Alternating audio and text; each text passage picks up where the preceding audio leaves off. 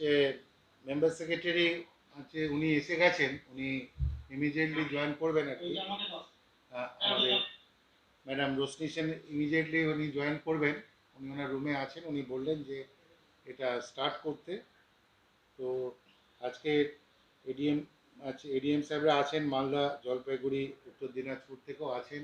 আমরা সবাইকেই মোটামুটি আজকে জানাবার চেষ্টা করেছি ফ্রম আওয়ার রিজনাল অফিস, এবং আমাদের রিজনাল অফিসারদেরও আমরা জানিয়েছি যে আজকে একটা আমরা যে ব্রিকফিল্ড ওনার্স অ্যাসোসিয়েশনের সঙ্গে আমরা যে এটা ঠিক মিটিং নয়, এটা একটা অনেকটাই একটা ট্রেনিং প্রোগ্রাম। এবং এই ট্রেনিং প্রোগ্রামে আমাদের আমাদের মানে যোগেশবাবু এনারা অত্যন্ত মানে ওনারাই এটা ওনাদের প্রচেষ্টাই আজকের যে যে জিগজ্যাগ টেকনোলজির যে একটা ট্রেনিং প্রোগ্রাম শুরু হয়েছে। এবং এটা আজকে একটা প্রোগ্রামের মধ্যেই এটা সীমাবদ্ধ আমরা রাখবো না। আমি আমি বলেছি ওনাদের যে এটা কিভাবে একটা প্র্যাকটিক্যাল ট্রেনিংয়েরও ব্যবস্থা করা যায়, এবং মাঠে নেবে যাদের কাছে অনেকেই এটা চিহ্নিত করতে পারছে না, যারা ইন্সপেকশনে যাচ্ছেন। এবং বেশ কিছু আমরা পেয়েছি যে বিএলআরও সাহেবরা বলছেন যে জিগজ্যাগ টেকনোলজিটা কী, তাদেরও এটা বোঝা উচিত। একটা যে যারা এটা ইমপ্লিমেন্ট করবেন তাদের ক্ষেত্রেও এটা কস্ট এফেক্টিভ এবং কিভাবে এটা করা যায়। এবং আমাদের এনজিটির যে অর্ডার আছে মাথায় রেখে অতি অল্প সময়ের মধ্যে এটাকে কি করে, কারণ সময় আমাদের প্রায় অনেক দিন কেটে গেছে। এবং জানুয়ারি 6/1/2021 আমাদের যে লাস্ট যে আমাদের টাইম পিরিয়ড ছিল সেটা আমরা করে উঠতে পারিনি সব জায়গায়। ইতিমধ্যে আমরা এডিএম সাহেবদেরও আমরা জানিয়েছিলাম, সব ডিএম সাহেবদের। সেখান থেকে আমাদের অনলি আলিপুরদুয়ার এবং আমাদের বীরভূম থেকে আমরা পেয়েছি ডিটেল লিস্ট। এখনো পর্যন্ত আমরা অন্যান্য ডিস্ট্রিক্ট অথরিটির কাছ থেকে পাইনি। আমরা আশা করছি খুব তাড়াতাড়ি পেয়ে যাব, এবং আমাদের মহামান্য আদালতে আমাদের যে ট্রাইব্যুনাল আছে তাদের সেখানে আমাদের এটা এফিডেভিট করতে হবে। আপনাদের আমরা আমাদের মানে এটা বক্তৃতা করার ঠিক নয়। আমরা চাইবো যে যারা এই ব্যাপারে এক্সপার্ট আছে আর কি, যারা আমাদের এই জিগজ্যাগ টেকনোলজিটা কিভাবে করা যায় এবং কতটা কস্ট এফেক্টিভ ওয়েতে করা যায়, তারা আমাদের যারা মেম্বার ব্রেকফিল্ডস আছেন আর কি, তাদের তারা একটা মোটামুটি হ্যাঁ এই এই যখন এই প্রোগ্রামটা ট্রেনিং প্রোগ্রামটা যখন চলবে, আমি প্রত্যেক মেম্বারদেরই অনুরোধ করবো যা যদি তাদের কোনো রকম প্রশ্ন বা কিছু তাদের জিজ্ঞাসা থাকে তারা অবশ্যই তারা করবেন, তবে সেটা শেষে করবেন না, প্রোগ্রাম চলাকালীন করবেন না। তাতে কি হবে, ডিস্টার্ব হবে আর কি। যাতে এটা খুব সুস্থভাবে, এবং আমরা এটা খুব আমাদের সময়ও খুব কম, আমরা এটা 3:30-র মধ্যে আমরা কমপ্লিট করার চেষ্টা করব। তাই আমি আবার যোগেশবাবুকে অনুরোধ করছি যে তিনি কিছু এ ব্যাপারে বলুক, এবং বাই দিস টাইম আমাদের মেম্বার সেক্রেটারি ম্যাডামও চলে আসবেন আর কি। নমস্কার। আমাদের পরিচয় করে দিয়ে আমাদের senior law officer Amarnath Goswami, উনি আছেন। সুতরাং ল পয়েন্টেরও যদি আপনাদের কিছু বক্তব্য থাকে বা জানার থাকে আপনারা জেনে নিতে পারেন আর কি। নমস্কার।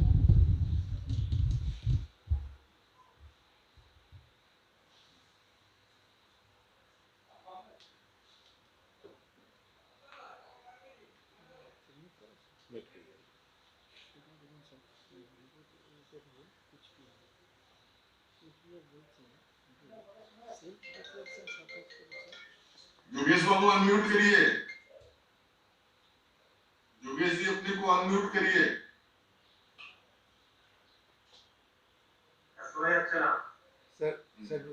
স্যার আপনি কি এসেছেন sir? Mister president unmute yourself.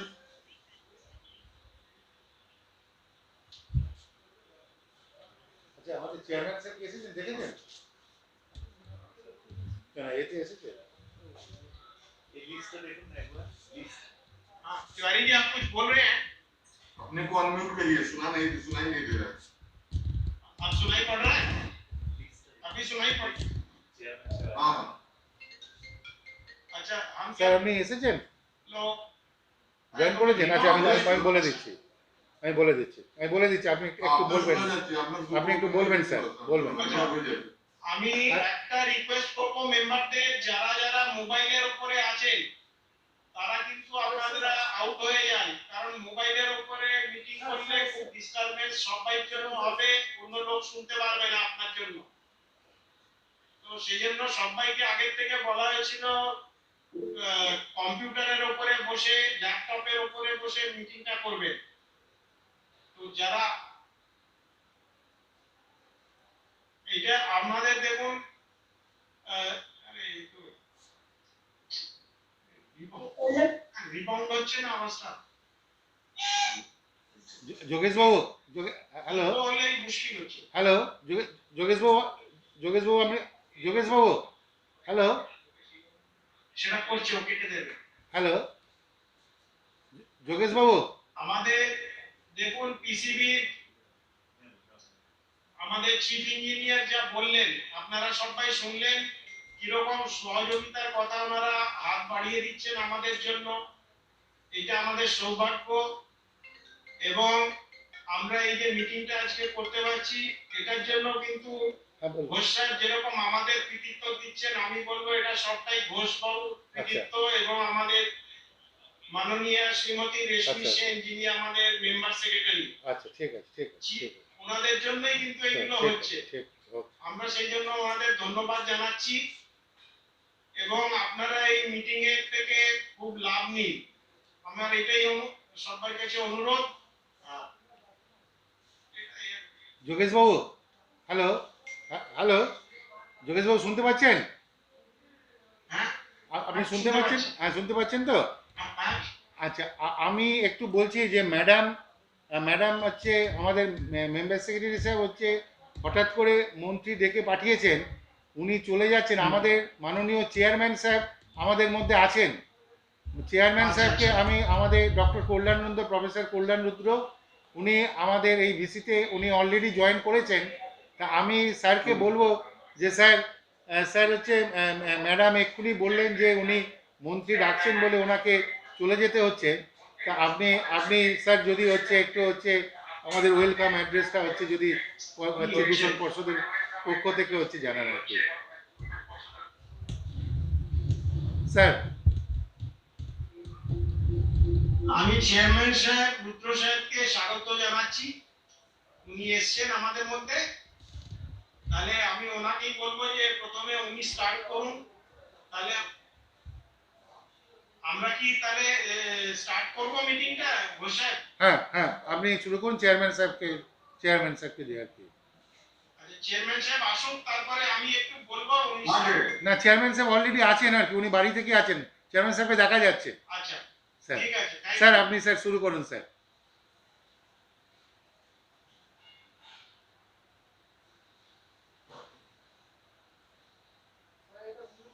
হ্যাঁ স্যার একটা মিউট আছে, স্যারকে একটু আনমিউট করতে বলুন। স্যার আপনি একটু আনমিউট করুন স্যার। হ্যাঁ শোনা যাচ্ছে হ্যাঁ স্যার শোনা যাচ্ছে, স্যার শোনা যাচ্ছে। স্যার একটা আপনারা যারা স্যারের ছবি। মোবাইলওয়ালা কেউ ঢুকেছে? মাননীয় সদস্যরা আছেন, আপনারা শুনলেন যে বিশেষ প্রয়োজনে আমার সহকর্মী মেম্বার সেক্রেটারি ম্যাডামকে চলে যেতে হয়েছে। আমার অন্যান্য সহকর্মীরা আছেন, আমার সিনিয়র ল অফিসার আছেন, সুব্রত ঘোষ সাহেব আছেন, আর যে বিশেষজ্ঞরা বলবেন তারাও বোধহয় ইতিমধ্যে জয়েন করে গেছে।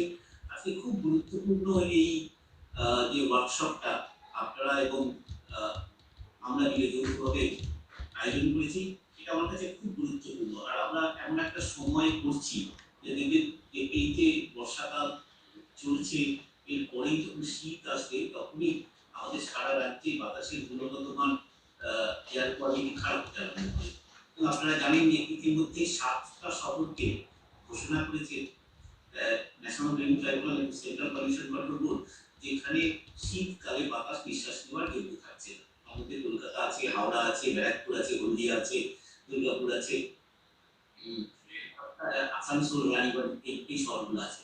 তো এই দূষণের নানান উৎস আছে, তার মধ্যে একটা অবশ্যই এই যে গুরুত্বপূর্ণ শিল্পটা আপনারা চালান, সেই ব্যক্তি থেকে হয় এবং তার একটা নির্দেশিকা আপনারা জানেন যে ফিজিক্স টেকনোলজি, এটা সারা দেশ জুড়ে ন্যাশনাল প্রিন্ট ট্রাইব্যুনালের যে অর্ডার ছিল তাতে আমার যতদূর মনে হচ্ছে 6ই জানুয়ারি 2021 মধ্যে এটাকে ইমপ্লিমেন্ট করার কথা ছিল, কিন্তু দুর্ভাগ্যক্রমে আমরা সবাই হয়তো এটা করে বুঝতে পারিনি।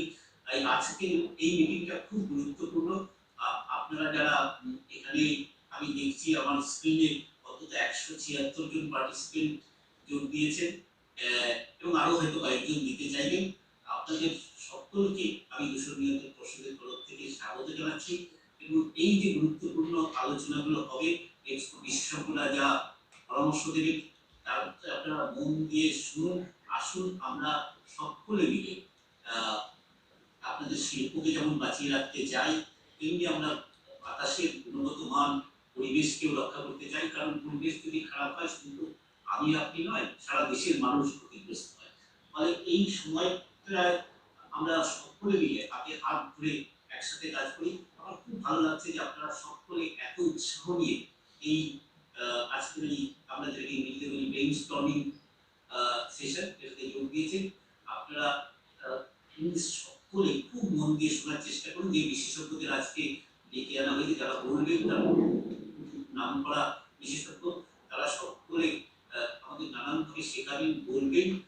আপনারা সেটা শিখুন এবং কোনো রকমের কোনো সহযোগিতা যদি আপনাদের দূষণ নিয়ন্ত্রণ পর্ষদের তরফ থেকে দরকার হয়, তাহলে আমি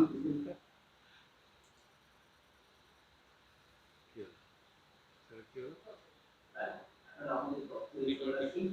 আমরা আলোচনা করি, সবসময় আমরা সাহায্যের হাত বাড়িয়ে প্রস্তুত এবং বিভিন্ন ডিস্ট্রিক্ট ম্যাজিস্ট্রেটরাও যেখানে উপস্থিত আছেন তাদের সহযোগিতা সবসময় পাবেন। ফলে আসুন আমরা একটা দূষণমুক্ত পশ্চিমবঙ্গ গড়ে তুলি, একটা দূষণমুক্ত শিল্প হিসেবে দেশে আমাদের যে বেনিফিট সেগুলো নেতৃত্ব দিই। আমার এই সংকল্প, আসুন আমরা সকলে হাতে হাত ধরে সফল করি। আপনারা সকলে ভালো থাকবেন। আমি আরেকবার দূষণ নিয়ন্ত্রণ পর্ষদের তরফ থেকে আপনাদের সকলকে, যারা এখানে আজকে অনুষ্ঠানে যোগ দিয়েছেন, সকলকে আরেকবার অভিনন্দন জানাচ্ছি। আমার আন্তরিক নমস্কার গ্রহণ করবেন। ভালো থাকবেন সকলে। ধন্যবাদ রুদ্র সাহেব।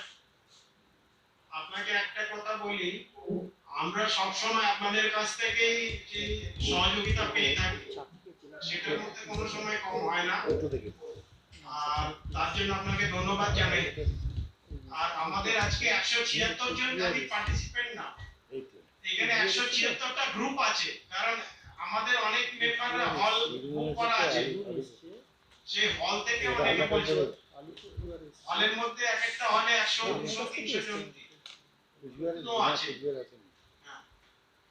মানে গ্রুপে করা হচ্ছে।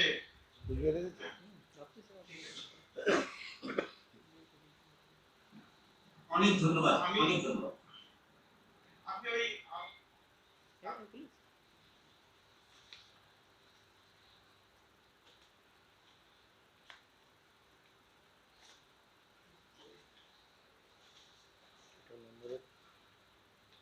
হ্যালো,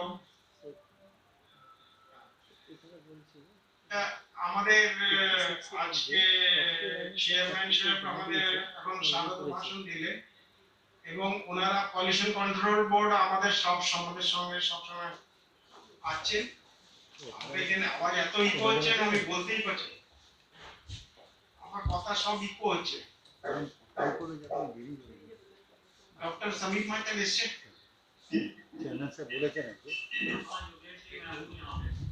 আচ্ছা ডক্টর সাহেব নমস্কার। যোগেশ বাবু, হ্যালো হ্যালো যোগেশ বাবু, হ্যালো শুনতে পাচ্ছেন যোগেশ বাবু? উনি গ্রিনটেক সলিউশন থেকে এসেছেন। আচ্ছা, উনি আমাদের আমি একটু ইন্টারাপ্ট করছি। আমি member secretary pollution control board Roshni Sen. তো আমার খুব ইচ্ছা ছিল, নমস্কার, আপনাদের সকলের সঙ্গে আলাপ করার ইচ্ছে ছিল। তো আমি অনলাইনে চলে যাব, অ্যাকচুয়ালি আমাকে একটা খুব আর্জেন্ট কাজে বেরিয়ে যেতে হচ্ছে। তো আজকে যেটা অর্গানাইজ করা গেছে, আমি বিশেষ করে আমার চিফ ইঞ্জিনিয়ার, অন্যান্য যারা ওনার সঙ্গে হেল্প করছে এবং আপনাদের সকলকে বিশেষ করে এরকম টাইপের একটা ট্রেনিং সেশন অর্গানাইজ করা সম্ভব হয়েছে। আমি খুবই তার জন্য খুশি, কারণ আপনারা জানেন এনজিটি অর্ডার আছে এবং এনজিটি অর্ডার ছাড়াও সমস্ত ব্রিকফিল্ড ওনারদের নতুন টেকনোলজিতে উদ্বুদ্ধ করা এবং তাদের এই টেকনোলজি জিগজ্যাগ টেকনোলজি শুরু করা আপনাদের সাহায্য ছাড়া তো অসম্ভব, আপনাদের ওপর আমরা পুরোপুরি নির্ভর। তো আমার খুব ভালো লাগছে আপনাদের ডাকে সাড়া আপনারা ইমিডিয়েট দিয়েছেন এবং আমরা নিশ্চয়ই পারবো 100%। আমি কয়েকটা জেলার রিপোর্ট পেয়েছি, কয়েকটা জেলায় 100%, কয়েকটা 65, কয়েকটা 70 এরকম আছে। যেখানে গ্যাপ আছে সেই গ্যাপটাও আমাদের অ্যাড্রেস করতে হবে, কনসার্নস গুলো দেখতে হবে।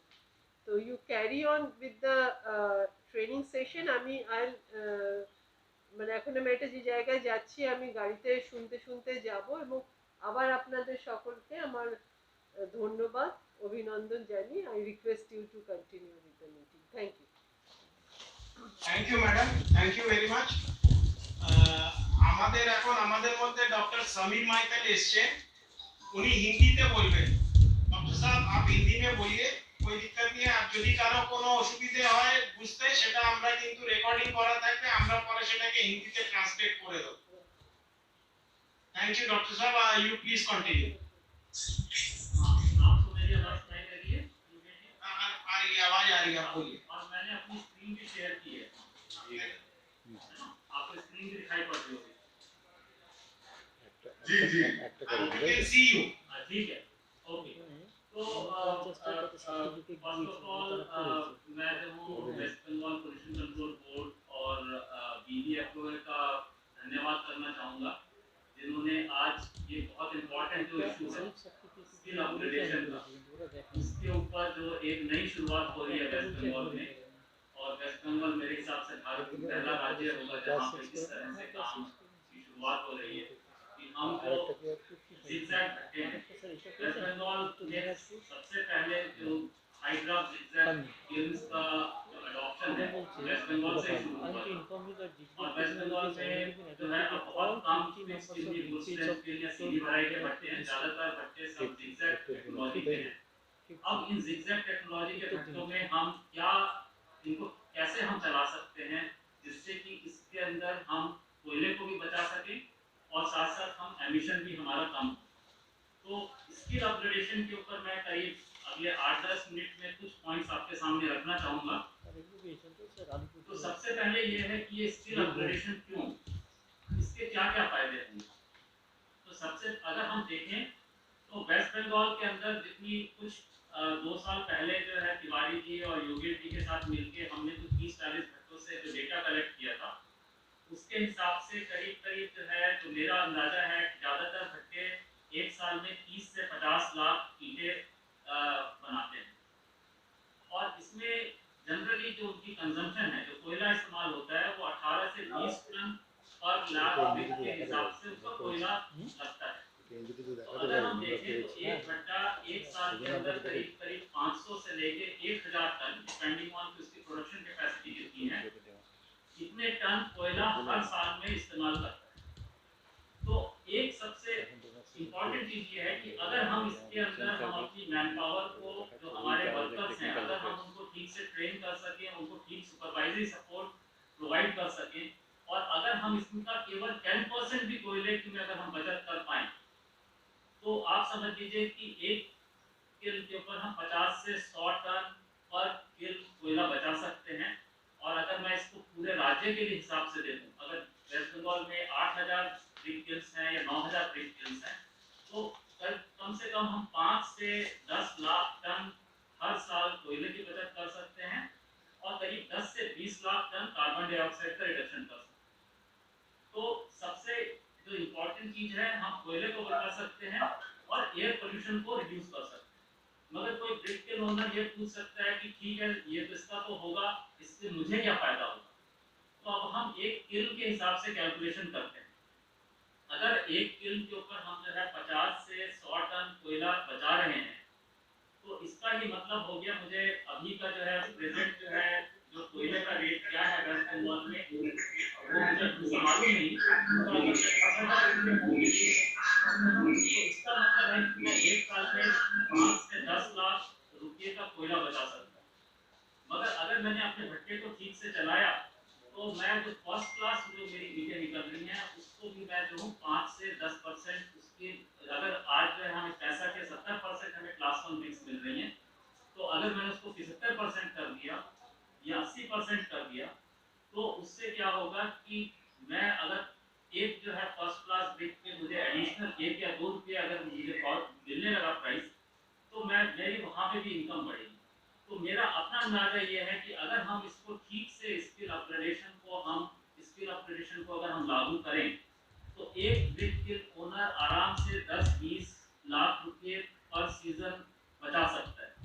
ये जो थोड़ी सी जो एक तरह से back of the envelope calculations ये बताती है। तो इसका मतलब ये है कि जो अभी हम जो देखते हैं, जो पोल्यूशन हमारे जो है उससे हो रहा है, जो हमें काला धुआं जो निकल रहा है, वो काला धुआं नहीं, वो आपके रुपये हैं जो उड़ के जो है वातावरण में जा रहे हैं। तो पॉल्यूशन को कम करना का सीधा सीधा मतलब ये है कि ब्रिक किल की प्रॉफिटेबिलिटी बढ़ाना। तो आपको ये देखना है कि आपकी प्रॉफिटेबिलिटी बढ़ेगी, दूसरी तरफ जो है जो सोसाइटी को फायदा होगा क्योंकि एयर पोल्यूशन कम होगा। इसका एक और इम्पॉर्टेंट चीज है, अगर आप मेरी स्लाइड देख पा रहे हैं तो इसके अंदर मैंने आपको वियतनाम के ईंट भट्टों का एक फोटो दिखाई दी है। वहाँ के वर्कर्स जो ट्रेंड वर्कर्स है, अगर हम अपने वर्कर्स को ट्रेन करेंगे, सिक्सैक टेक्नोलॉजी लास्ट टेक्नोलॉजी नहीं है। सिक्सैक टेक्नोलॉजी हमने अपनाई, मगर अपने आगे आने वाले सालों में और नई टेक्नोलॉजी अपनानी पड़ेगी। उसके लिए हमारे पास वर्कर कहाँ से आएंगे? अगर आज हम अपने वर्कर्स को ट्रेन करेंगे तभी हम नई टेक्नोलॉजी जो है अपने यहाँ लगा पाएंगे।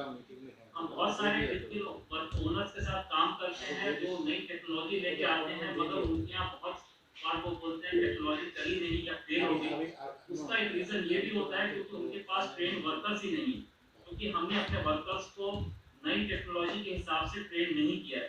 तो मेरा कहने का मतलब है, जिन वर्कर्स को आज हम एक तरह से अगर हम उसको ट्रेनिंग करेंगे, स्किल जो हम बढ़ाएंगे, तो वो कल हमारे लिए रिसोर्स बन जाएंगे जब हम और नई टेक्नोलॉजी अपनाना चाहते हैं। और उनके भी जो है उनके लिए भी उनकी जो है आमदनी बढ़ाने का नया जरिया मिलेगा। तो इसका मतलब ये है कि ये जो स्किल प्रोग्राम है, इससे सभी को फायदा है, समाज को फायदा है, ब्रिक ओनर को फायदा है और ब्रिक वर्कर को फायदा है।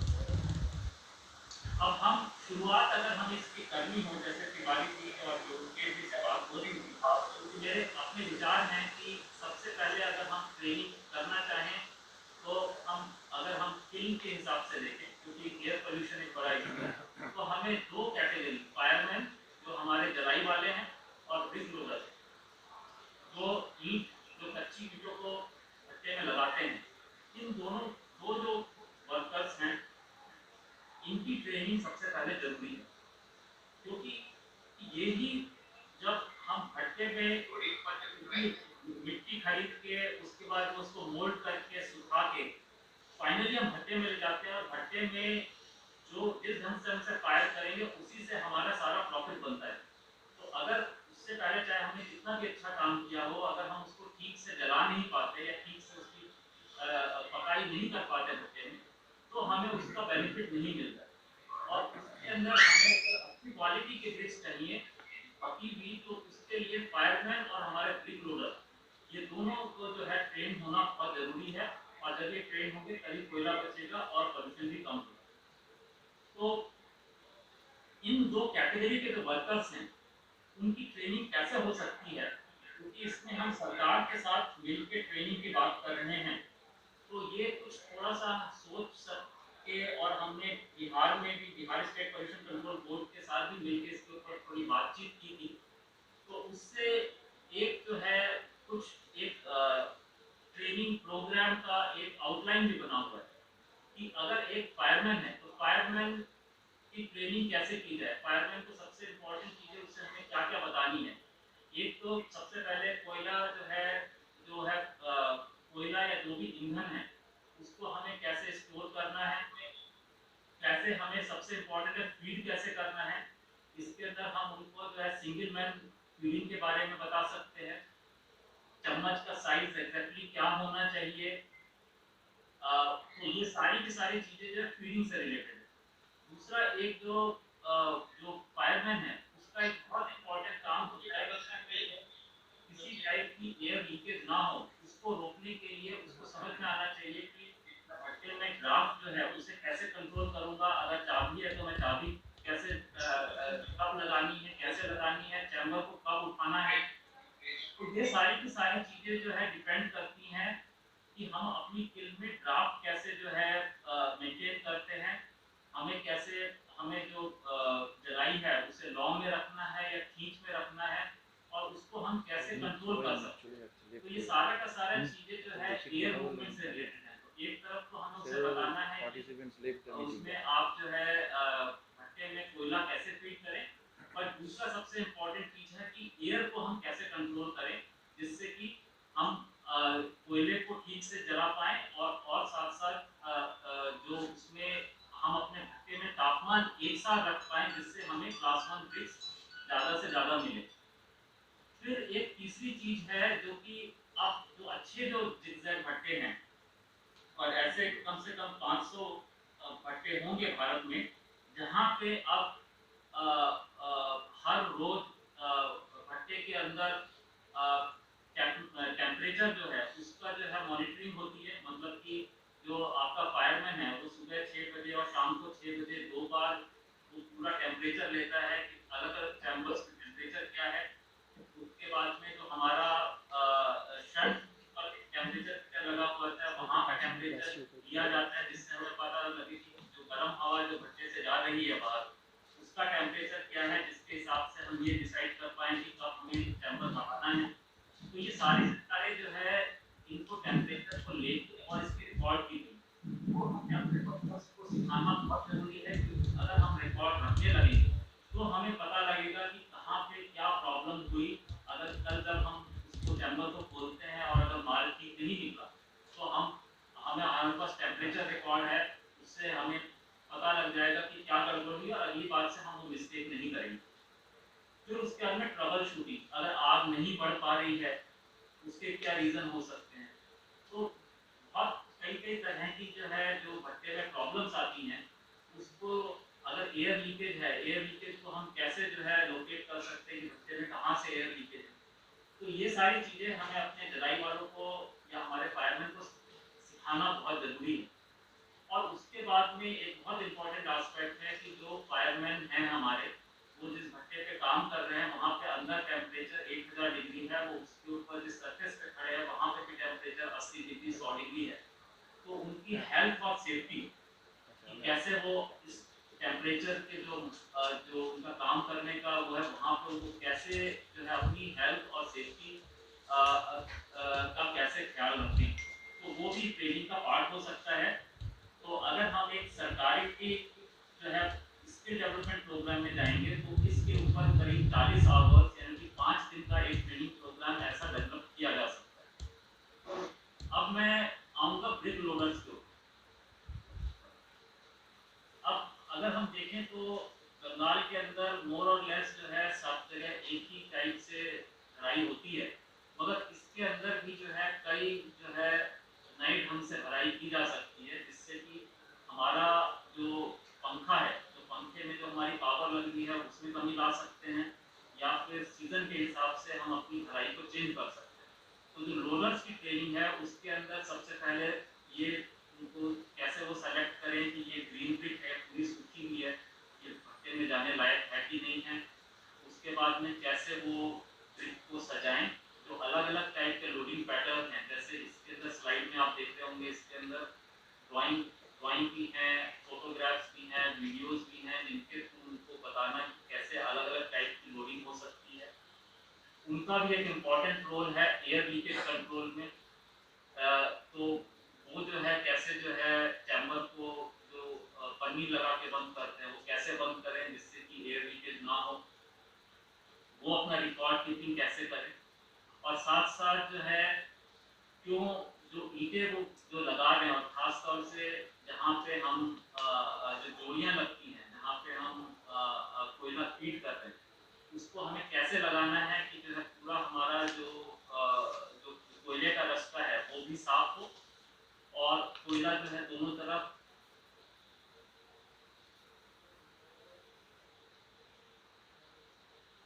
और साथ साथ हेल्थ एंड सेफ्टी की भी बात हो सकती है। तो इस तरह से अगेन ब्रिक लोडर्स का प्रोग्राम के अंदर ये सारी चीजें जो है कवर की जा सकती है। अब इसके अंदर जो हमारी मैं ग्रीन टेक नॉलेज सॉल्यूशंस की तरफ से बोल रहा हूँ, तो हम लोग करीब पिछले 10-12 साल से एक्टिवली काफ़ी ट्रेनिंग करते हैं, ब्रिक किल ओनर्स के लिए करते हैं, अलग अलग एसोसिएशन के साथ मिलके, जो एक्सपीरियंस ब्रिक किल ओनर्स हैं उनके साथ मिलके अलग अलग टाइप की ट्रेनिंग करते हैं। और मैं ये बताना चाहूँगा कि अभी काफ़ी सारा मटेरियल, ट्रेनिंग मटेरियल अवेलेबल है। इसमें हमें ये नहीं सोचना चाहिए कि सारा ट्रेनिंग मटेरियल हमें जो है नए सिरे से जो डेवलप करना पड़ेगा। और इसमें से काफ़ी कुछ मटेरियल बंगला में भी अवेलेबल है। एक वेबसाइट है www.brickguru.in। तो अगर आप उस साइट पे जाएंगे तो उसके अंदर आपको काफ़ी कुछ zigzag skills से रिलेटेड मटेरियल बंगला में भी मिलेगा। इसके अलावा एक गाइड बुक है वर्कर्स के लिए जो बंगला में अवेलेबल है। फिर अगर इस टाइप का हमें बड़ा प्रोग्राम चलाना है तो सबसे पहले हमें ट्रेनर्स को ट्रेन करना पड़ेगा, जो आगे जाके जो है ट्रेनिंग करेंगे। हमें वो ट्रेनर्स जो है ब्रिक इंडस्ट्री से ढूंढने पड़ेंगे। तो अगर ऐसे जनों को हमें ट्रेन करना है तो उसके पूरा का पूरा एक ट्रेनिंग ऑफ ट्रेनर का 200 पेजेस की एक किताब जो है अवेलेबल है।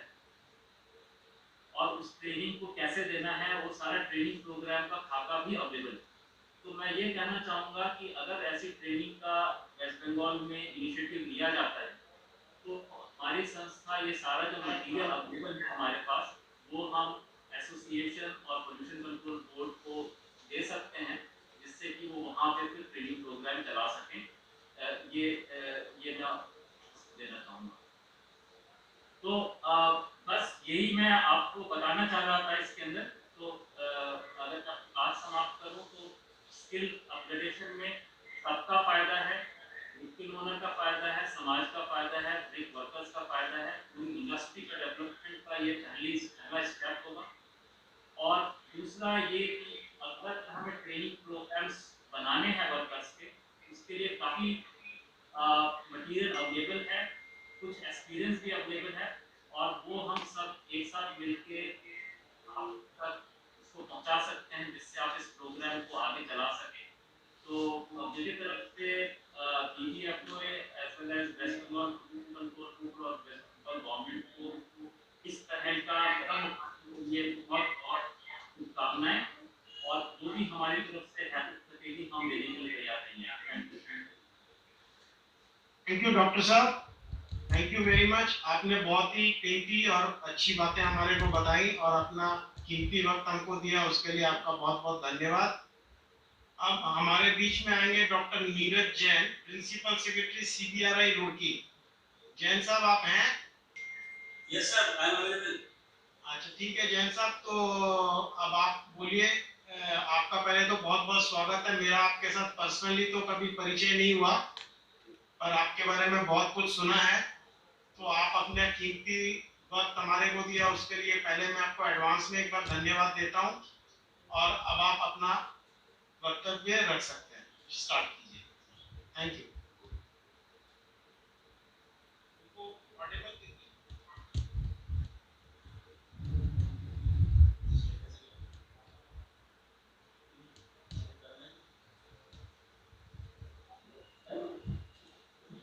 हेलो जैन साहब का आवाज तो आया ना? हेलो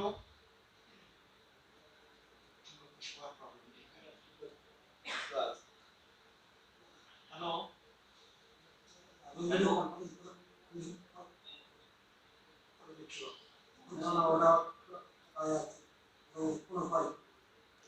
डॉक्टर साहब आपकी आवाज नहीं आ रही जैन साहब। नहीं सर, मैं शेयर करने की कोशिश कर रहा हूँ, शेयर नहीं हो रहा। हाँ अब आ रही है आवाज, ठीक है।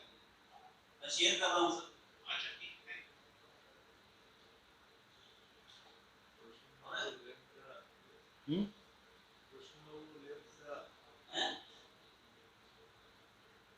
চলে গেল। अभी नहीं हो रहा सर।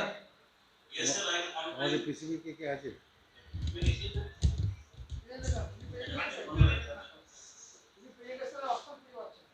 এই লিস্টে দেখো তো আমাদের পিসিবি কে আসছে এখন।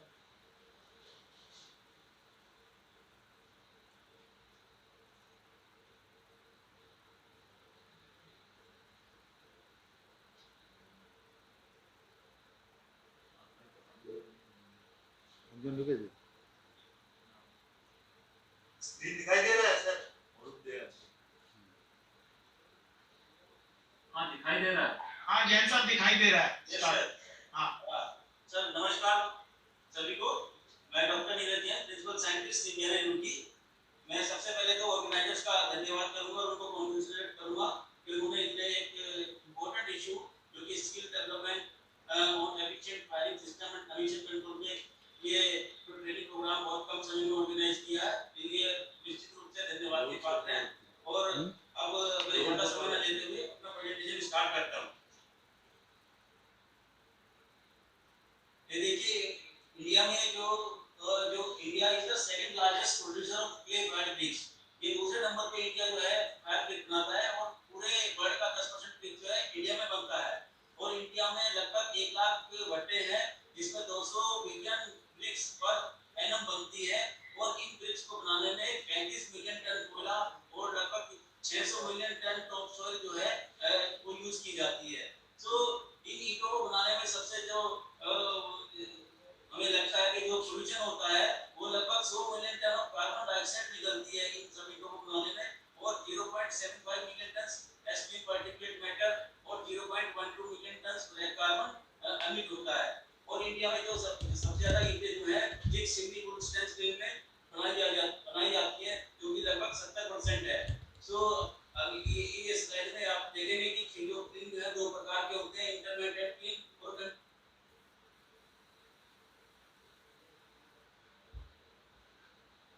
जो कि मूवी जिसमें फायर मूव करती है और रखा रहता है।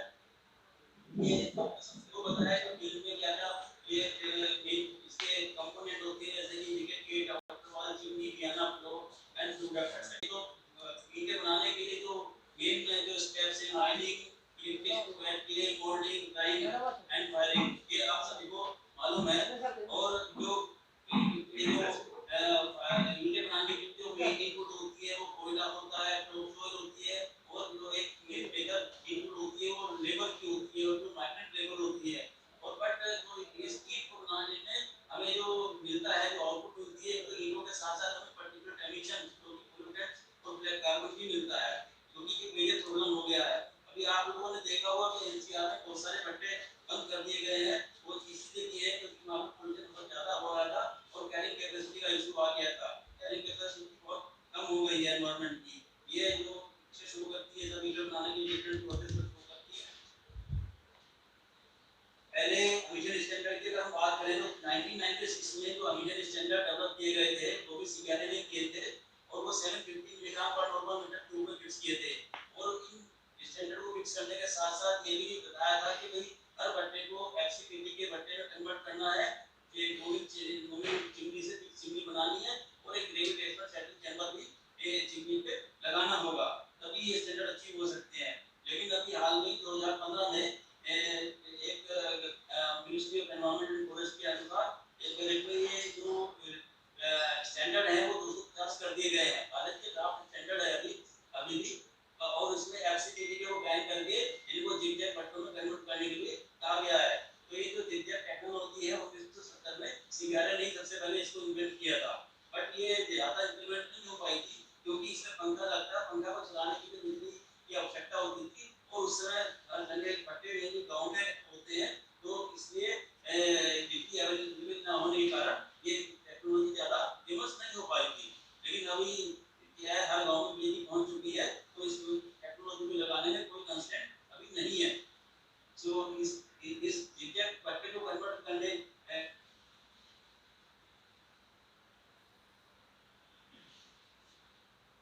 कोयला से होता है तो एमिशन जो है CO2 कार्बन डाइऑक्साइड का पार्टिकुलेट मैटर का एनवायरनमेंट में बहुत कम होता है।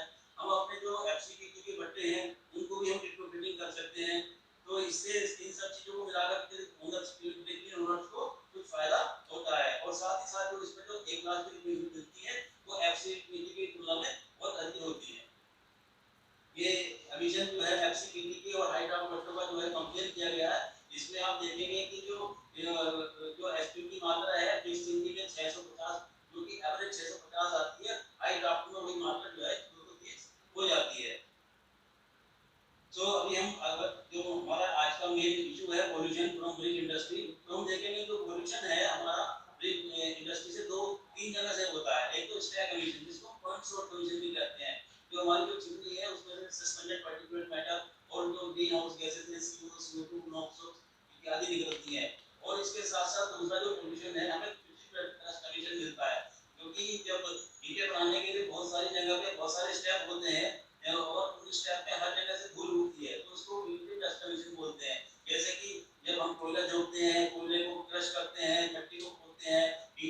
लोडिंग अनलोडिंग करते हैं एटसेट्रा। और तीसरा जो पोल्यूशन है हमें थर्मल पोल्यूशन होता है, सरफेस एमिशन। सरफेस एमिशन में क्या होता है कि जो भट्टे पे जो हमारा जो तापमान है वो नॉर्मल से बहुत ज्यादा होता है और वो भी एक पोल्यूशन का कारक है। जो हम एक एक करके इन सब पोल्यूशन के बारे में हम थोड़ा सा जानेंगे। तो सबसे पहले स्टैक एमिशन जो कि पॉइंट सोर्स एमिशन है, इसमें से जो सस्पेंडेड पार्टिकुलेट मैटर निकलता है ये जो एनवायरनमेंट में सीधा जाता है, तो इसका जो इफेक्ट है ह्यूमन बीइंग्स की हेल्थ पे बहुत ज्यादा पड़ता है। और ज्यादातर जो वर्कर होते हैं जो फैक्ट्री में काम करते हैं उनको भी लंग्स की प्रॉब्लम रहती ही है, क्योंकि इस जो ये सस्पेंडेड पार्टिकुलेट मैटर है इसमें सिलिका होती है, अनबर्न कार्बन होता है, ओजोन कंपाउंड्स भी होते हैं जो कि ह्यूमन हेल्थ के लिए बहुत ज्यादा पेटेंट होते हैं। और इन जो सस्पेंडेड पार्टिकुलेट मैटर में जो होता है हैवी मेटल्स जो अब्जॉर्ब रहते हैं, और जो ये हैवी मेटल्स हैं वो आर्सेनिक, क्रोमियम, लेड, एंटीमनी इत्यादि रहते हैं। और जो ये सस्पेंडेड पार्टिकुलेट मैटर में जो PM10 और PM2.5 की मात्रा जो है 90% से भी अधिक होती है, तो वो सीधा जो है हमारी रेस्पिरेटरी सांस में जाते हैं और लंग्स में चले जाते हैं और हमारे ह्यूमन बीइंग की हेल्थ को खराब करते हैं।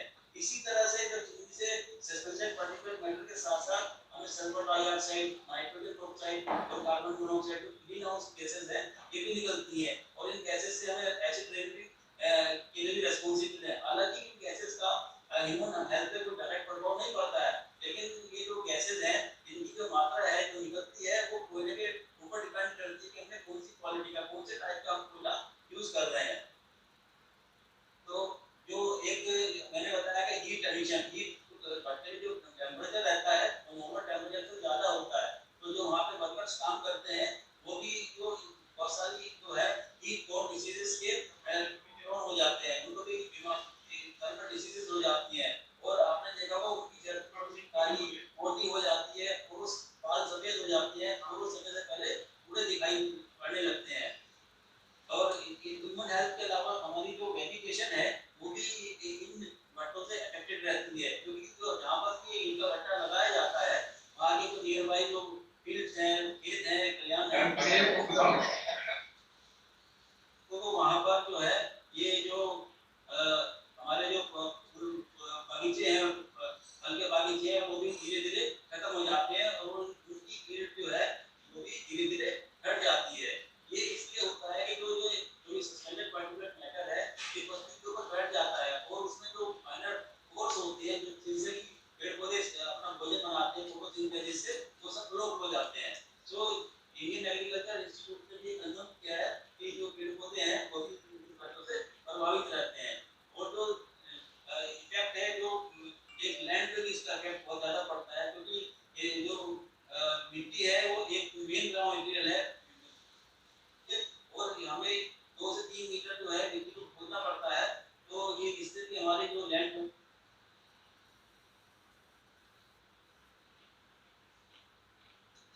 उनमें मच्छर अंडे देते हैं और मलेरिया फैलाते हैं और वहाँ पे जो मिट्टी खुदाई होने के कारण सोइल इरोजन भी स्टार्ट हो जाता है।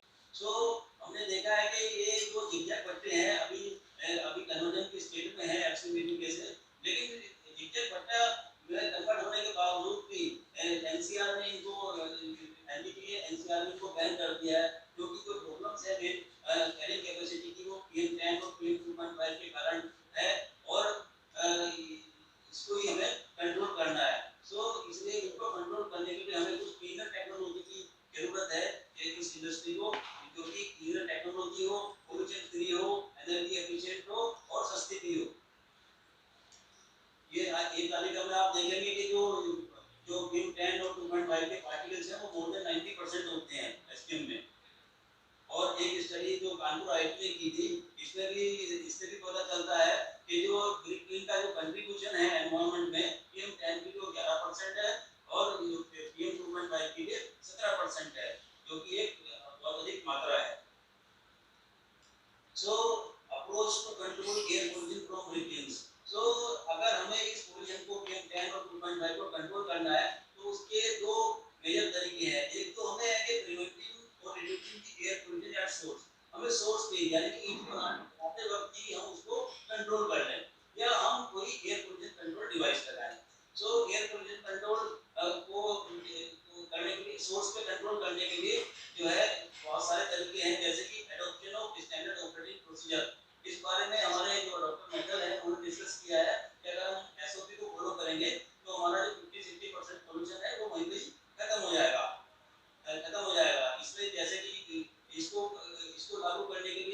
देखा उनको और फायरिंग एंड को लोडिंग एंड लोडिंग पर्सन को जो ट्रेनिंग देनी पड़ेगी और जो है इसमें क्या क्या है कि जो कोयला हम यूज करते हैं उसका एक नोटबुक हमें बनानी पड़ेगी, कितना कोयला हम पर डे लगा रहे हैं, टोटल कितना हमारा आ रहा है, कितना खर्च हो रहा है, तो जिससे कि हम अपना कोयला ध्यान में रख सके कि हमारा इतना कोयला आया, इतना खर्च हुआ और हमें कितना हमें और कम करना है, इसका हिसाब हम रख सके। एक जो दूसरा तरीका है सोर्स के ही इसको पोल्यूशन को कम करने के लिए वो है इंटरनल फ्यूल में क्या होता है मिट्टी के साथ साथ हम कुछ फ्यूल जैसे कि लो फ्यूल वाले जो मटेरियल है एग्रीकल्चर एडिटिव है, फ्लाईएश है, राइसस है या पिसा हुआ कोयला है, चूरा कोयला है, इन सबको मिट्टी में मिला करके ईंटें बनाते हैं, जिससे इसको यूज करने से क्या होता है कि हम या तो जो एक्सटर्नल हमारा जो कोयला लगता है उसको हम कम कर सकते हैं या बिल्कुल खत्म भी कर सकते हैं। ऐसा चाइना में हो रहा है कि without any external tools they are running the making very smoothly। और हमें इसमें एग्रीकल्चर एडिटिव यूज कर सकते हैं। तीसरा तरीका जो है हमारा सोर्स के पोल्यूशन को कम करने के लिए वो है manufacturing of resource saving bricks. Resource saving bricks में क्या होता है कॉर्पोरेट ब्रिक्स होती हैं, तो उसमें क्या होता है मिट्टी भी कम लगेगी, हमारा फ्यूल भी कम लगेगा और हम इसमें 30 से 50% अपना कोयला और मिट्टी को बचा सकते हैं। साथ ही हम फ्लाईएश 25% तक क्ले में मिला करके उसको यूज कर सकते हैं।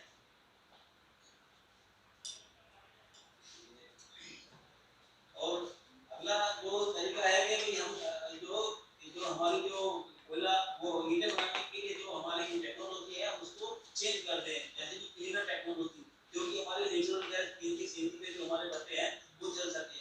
इंडिया में एक दो भट्टे हैं जो कि टनल की गैस पे चल रहे हैं, जैसे या हाउस बल भट्टा है जो कि गैस पे चल सकता है, लेकिन हमारे पास इसकी कोई खास टेक्नोलॉजी नहीं है और गैस की इंफ्रास्ट्रक्चर हमारे पास नहीं है, गैस बहुत महंगी है, तो ये सब पेमेंट पावर नहीं है, तो ये सब कंस्ट्रेंट है जो कि अभी सीएनजी पेड़ से भट्टे को चलाने के लिए काफी टाइम लगेगा।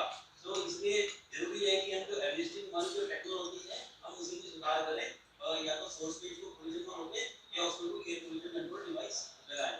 तो एयर पोल्यूशन कंट्रोल डिवाइस लगाने के लिए जो बहुत सारे तरीके हैं, जैसे कि इसमें ग्रेविटेशनल सेंट्रिक चैम्बर जो कि हमारे कैपेसिटी में लगा हुआ था और उसमें भी हम काफी हद तक पोल्यूशन को रोक सकते हैं। और ग्रेविटेशनल सेंट्रिक चैम्बर के अलावा हमारे पास साइक्लोन सेपरेटर भी हम यूज कर सकते हैं, वेट स्क्रबर भी लगा सकते हैं, इलेक्ट्रोस्टैटिक प्रेसिपिटेटर भी लगा सकते हैं और फैब्रिक फिल्टर भी लगा सकते हैं। लेकिन ये टेक्नोलॉजी क्या है, इन सबसे अपने कुछ फायदे और कुछ नुकसान है, सभी टेक्नोलॉजी हम यूज नहीं कर सकते हैं। अगर हम इन सब में देखें तो हमें वेट स्क्रबर की जो टेक्नोलॉजी है वो सबसे ज्यादा सुटेबल भट्टों के लिए दिखाई पड़ती है।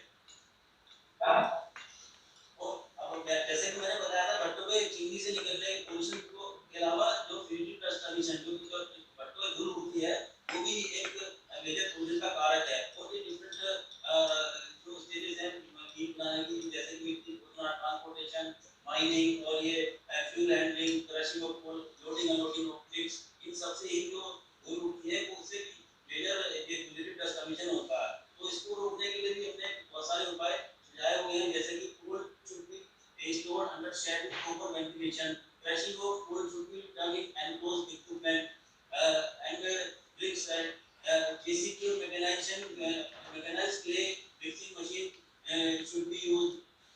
इसी तरह से बहुत सारे हमने इसमें जो इसके तरीके हैं फ्यूजिव डस्ट एमिशन को, और साथ में जब आप कंसेंट लेते हैं तो कंसेंट में भी वो उन्होंने ये फ्यूजिव डस्ट एमिशन को रोकने के लिए, जैसे कि बाउंड्री में चारों तरफ पेड़ लगाने के लिए या पक्का रोड बनाने के लिए भट्टों के वाटर स्प्रिंकलिंग के लिए कहा है, वो सब इन सब चीजों को करने से हम फ्यूजिव डस्ट एमिशन को रोक सकते हैं।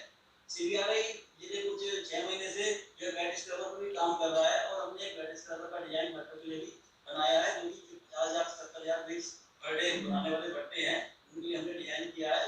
और इस टेक्नोलॉजी से हम जो है सस्पेंडेड पार्टिकुलर मैटर के साथ साथ हम ग्रीन हाउस गैसेस को भी कम कर सकते हैं। और इसकी जो एफिशिएंसी है वो 90 से मोर देन 90% है। ये इसके जो डिफरेंट पार्ट हैं मैंने स्लाइड में दिखाए हैं, और ये इसका एक प्रोसेस फ्लो डायग्राम है वेट स्क्रबर का। हमने 2 डिजाइन बनाए हैं, तो दोनों डिजाइन मैंने आपको यहाँ दिखाया है। अब मैं अपनी बात को खत्म करते हुए ये कहूँगा कि हमें जो है जो हम टेक्नोलॉजी यूज कर रहे हैं हमें इसमें जो है क्लीनर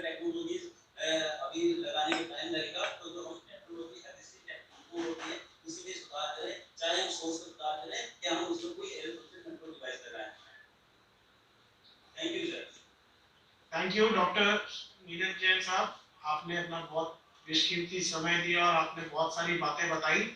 अब इसके बाद हम लोग जब हम आपके साथ बैठेंगे, जब हम लोग लाइव मीटिंग्स करेंगे, तब हम लोग को आप और बता पाएंगे। आपका बहुत बहुत धन्यवाद। अभी मैं আমাদের সব মেম্বাররা অনেকে হিন্দিতে শুনে শুনে বোধহয় একটু হয়তো বুঝতে পারছেন না বলে কেউ কেউ হয়তো বোর ফিল করছেন। আমি একটু আমাদের যে প্রোগ্রামের লিস্ট থেকে একটু চেঞ্জ করে আমি প্রথমে ডক্টর সমীর মাইতিকে, সিনিয়র সায়েন্টিস্ট সিপিআরআই রুমকি থেকে আছেন, ওনাকে আগে আমন্ত্রণ জানাচ্ছি। আগে ডক্টর কৃপাল সিং এর কথা বলার ছিল, কিন্তু আমি আগে সৌমিত্র বাবুকে ডাকছি, যাতে উনি একটু বাংলায় বললে আমাদের মেম্বারদের একটু মনটা আবার একটু এদিকে হবে, নাহলে ওনারা মনে হচ্ছে যেন বোর হয়ে যাচ্ছেন, অনেকে হিন্দি যারা বোঝেন না। তো আমাদের আরো বাঙালি বক্তা রয়েছেন না একজন, তো আগে উনি বলবেন, তারপরে আমি আমাদের পাঞ্জাব স্টেট কাউন্সিলের অ্যাডিশনাল ডাইরেক্টর কৃপাল সিং জি আছেন, ও বড় সায়েন্টিস্ট, আটার উপরে প্রচুর কাজ করেছেন। এরপরে উনি বলবেন। আগে আমি সৌমিত্র বাবুকে বলছি যে উনি কিছু বলুন। সৌমিত্র বাবু, আপনি আমাদের শুনতে পাচ্ছেন তো? হ্যালো, ওনাকে আনমিউট করুন সৌমিত্রকে।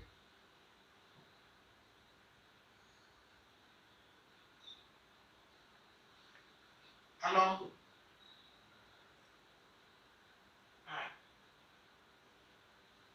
লাইভ দেখা যাচ্ছে? হ্যাঁ শুনতে পাচ্ছি।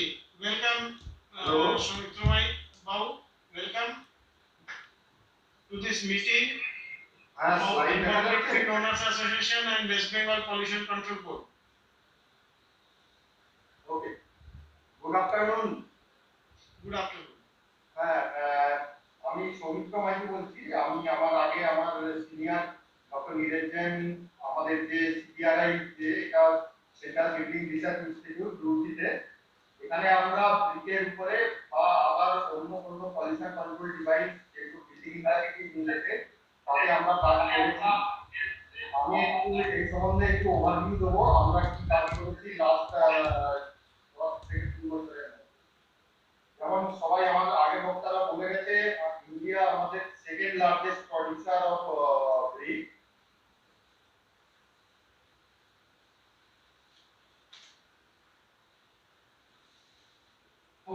এই ব্রিক তৈরি করার জন্য যে ফুয়েল আমরা ইউজ করি, কয়লা, জেনারেলি তাছাড়া কিছু লোকাল অ্যাভেলেবল মেটেরিয়ালও আমরা ইউজ করি। তার ফলে পলিউশনের একটা খুব প্রবলেম আছে।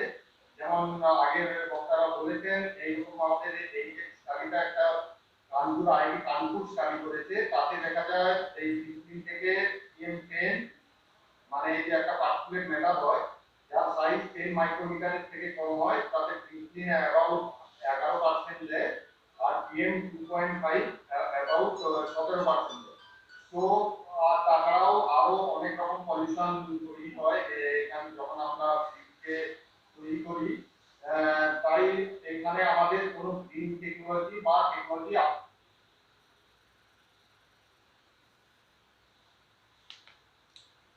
মেনলি আমরা যখন ব্রিককে ফায়ার করি, ফায়ারে আমরা টেম্পারেচার অ্যারাউন্ড আপনারা নিশ্চয়ই জানেন 1200 ডিগ্রি পর্যন্ত হয় টেম্পারেচার।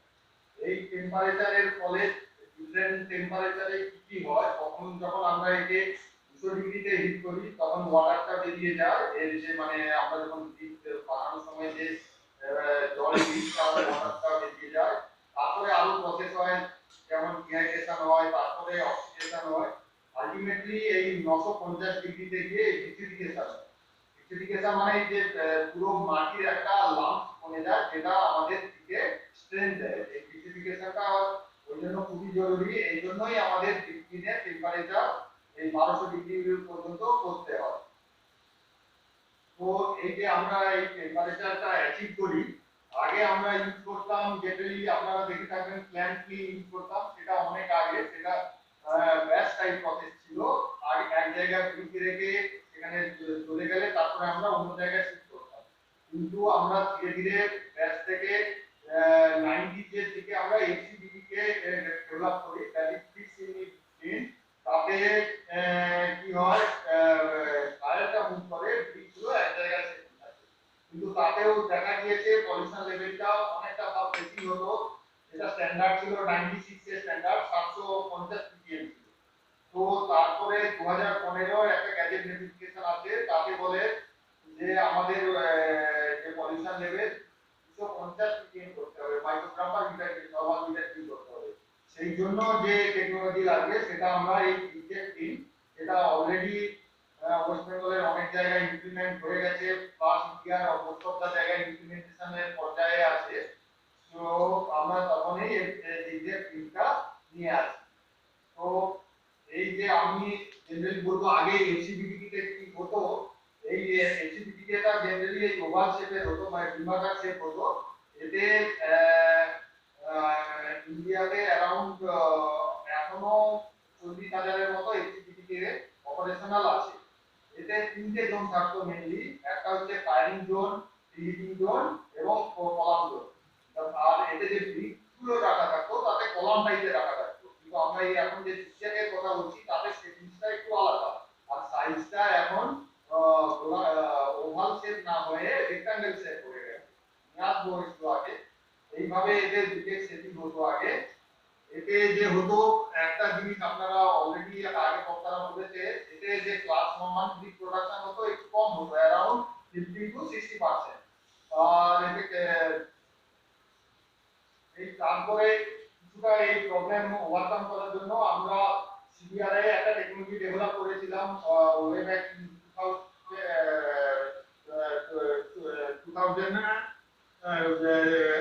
1990 তে এই সময় একটা গ্র্যাভিটেশন সেন্সিং চেম্বার ডেভেলপ করেছিলাম। তাতেও কি হয়েছিল, কিছুটা আমরা এর যে পলিউশন কিছুটা কম করতে পেরেছিলাম। হ্যাঁ, তারপরে এই যে নতুন গ্যাজেট নোটিফিকেশন এসেছে, নতুন গ্যাজেটের নোটিফিকেশন দেখার পরে এর তাতে বলেছে 250 আনতে হবে। সেইটাতে খেয়াল রেখে আমরা এই টেকনোলজিটা ডেভেলপ করেছি, জিগজ্যাগ টেকনোলজি, যেটা অলরেডি ইমপ্লিমেন্টেড হয়ে গেছে। এটা একটা ইমপ্রুভ ফাংশন অফ এসিবিডি কে এই টেকনোলজিটা। এতে আপনারা দেখতেই পাচ্ছেন যেমন এই স্ক্রিনটা আগে ওভাল ছিল এখন রেক্টাঙ্গেল হয়ে গেছে, আর এদের দিকের যে সেটিংটা তাতে একটা চেম্বার টাইপ সেটিং দেওয়া হয়েছে। চেম্বার টাইপ সেটিং প্লাস এতে যে ফায়ারটা মুভ করে সেটা এই জিগজ্যাগ পথে মুভ করে। আপনারা এই রাইট সাইডে একটা ছবি দেখতে পারবেন, এই যে দেখুন এই ফায়ারগুলো মুভ করে কিন্তু অ্যারোগুলো কোথা থেকে কিভাবে মুভ করছে সেটা অ্যারো দিয়ে দেখানো হয়েছে বিভিন্ন এরিয়াতে কিভাবে মুভ করে। আর এতে কিন্তু আরেকটা জিনিস যেটা লাগে, একটা আইডি ফ্যান লাগে, আইডি ফ্যানটা না হলে এই গ্রাফটা তৈরি হবে না, তাই এখানে একটা আইডি ফ্যান লাগে। আর এই যে দেখুন এইভাবে দিকের পিনগুলো এইভাবে সেটিং করা হয়, এক জায়গায় সেন্ট্রাল ওপেনিং দেওয়া হয়, পরে আবার সাইড ওয়ালগুলোতে ওপেনিং দেওয়া হয় এবং এরকম করে জিগজ্যাগ প্যাটার্নটা তৈরি করা হয়। তো এই এই যে টেকনোলজিটা যেটা আমি অলরেডি ডেভেলপ বলেছি, এইটা যাতে এই গাড়িটা জিগজ্যাগ ওয়েতে কাজ করে, এর ফলে আমাদের কি হয় পলিউশন লোডটা আমরা অনেক কম করতে পারি। এইগুলো ডিফারেন্ট টাইপ অফ ডিজাইন আমরা তৈরি করেছি এই হাইড্রাফ ইঞ্জিনে। কখনো আপনারা দেখবেন চিমনি বাইরে থাকে, ফ্যান বাইরে থাকে, এই ডিজাইনটা এটা চিমনি বাইরে আছে এবং ফ্যানও বাইরে আছে। তো এটা একটা ডিজাইন, এছাড়া আরো অনেক রকম ডিজাইন আমরা তৈরি করেছি। এটাতে দেখুন চিমনিটা ভেতরে আছে, ফ্যানটাও ভেতরে আছে, এইরকম করে বিভিন্ন সাইজের ডিজাইন আমাদের কাছে আছে, আমরা তৈরি করেছি। আমাদের ডিফারেন্ট টেকনোলজি প্রোভাইডারদের আমরা এইসব টেকনোলজি গুলো ট্রান্সফার করেছি। এইটা দেখাচ্ছে এসিবিডি কে আর হাইড্রাফ এর মধ্যে কি ডিফারেন্স। এটাতে যেমন আগে ডিজেল ছিল না বলে আমরা হাইড্রাফ করতে পারতাম না, এখন ডিজেল আছে তাই ডিজেল বা ইলেকট্রিসিটি সব স্ক্রিনে अवेलेबल, তাই আমরা হাইড্রাফ ইউজ করতে পারছি। এই যেমন আমার স্যার আগে দেখিয়েছিলেন, এই যে আমাদের পলিউশন লেভেল আমরা মেজার করে রেখেছি, আগে যেখানে অ্যারাউন্ড 636 হতো এতে অ্যারাউন্ড আমরা 230 অ্যাচিভ করতে পারছি। এবং এই ইউজ করার ফলে আমরা ফুল বাঁচাতে পারবো, কেননা এতে অ্যামাউন্ট অফ ফুল কম লাগে, ভালো বার্নিং হয়। আর এইটা বার্নিং এর ফলে কার্বন ডাই অক্সাইডও কম রিলিজ হবে, কম অ্যাটমসফিয়ারে হবে, এসপিএম কম যাবে। আর ক্লাস 1 ব্রিক আগে যেখানে 50 থেকে 60 হতো এখন সেটা 70 থেকে 80 বা 80 এর অ্যাভাবে করতে পারি। তার ফলে এই যে ব্রিক নোটারদেরও প্রফিট হবে, প্লাস আমাদের এনভায়রনমেন্টালও প্রফিট হবে। তো এটা একটা উইন উইন সিচুয়েশন ব্রিক ওনারদের ক্ষেত্রে। তো এই হচ্ছে আমাদের এই যে টেকনোলজি, আমরা এই টেকনোলজি এসএস এনার্জিকে দিয়েছি, প্লাস আরো এক দুটো কোম্পানিকে আমরা ট্রান্সফার করেছি। এগুলো ডিফারেন্ট ডিজাইন প্যারামিটার, সেগুলো সেগুলো আমি আর দেখি যাবো না। এই যে আপনার এনার্জি, স্পেসিফিক এনার্জি কনজাম্পশনও এই এতে অনেক কম কম্পেয়ার টু এসসিবিতে and directly. Thank you sir.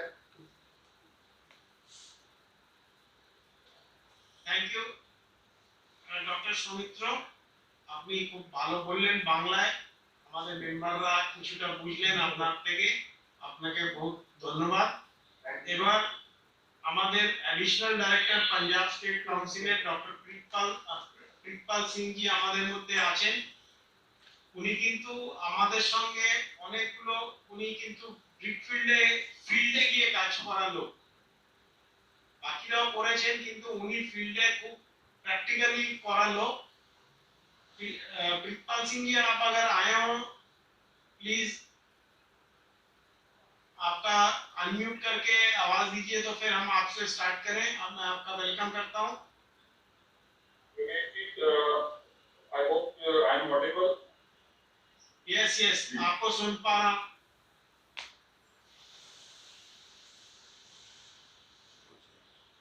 है और इन्होंने ब्रिकफील्ड के ऊपर बहुत सारा काम, मैं बेंगाली में जरा अपने मेंबर्स को समझा रहा हूं, इन्हीं किंतु ब्रिकफील्डের উপরে অনেকটা কাজ ফিল্ডে গিয়ে করা লোক। তো I welcome Pritpal Singh ji and you should start now sir. Thank you Yogesh ji.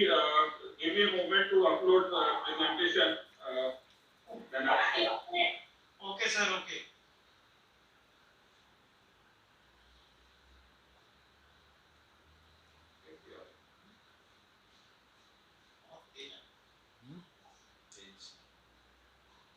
Good.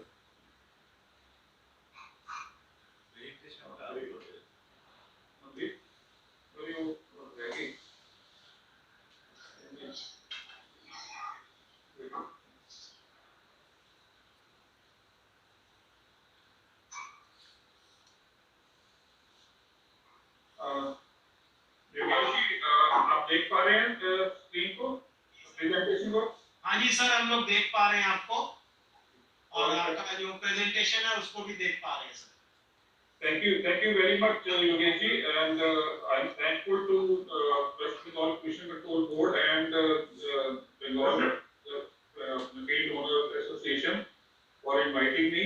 और मेरी आपको पता है मैं नॉर्थ साइड से हूँ और हमारी जो बेसिक लैंग्वेज पंजाबी है, तो it will be a kind of mix of Punjabi Hindi हमारी फेमस है।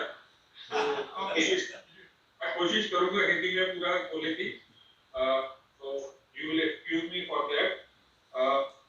आज के जो प्रेजेंटर्स हैं मैं ख्याल है वो सभी they are expert in their field, तो मैं उनको देखते हुए मैं अपनी प्रेजेंटेशन को थोड़ा सा साइडवेज पे लेके जाऊंगा और अगर आप तो देखेंगे तो जस्ट टू एक बैकग्राउंड देने के लिए हमारी ऑर्गेनाइजेशन की जैसे कि सभी स्टेट्स में साइंस एंड टेक्नोलॉजी काउंसिल बनी हुई है और ये पंजाब में Punjab state council for science and technology है और उसमें एक टेक्नोलॉजी फैसिलिटेशन डिवीजन है जिसको मैं हेड कर रहा हूँ।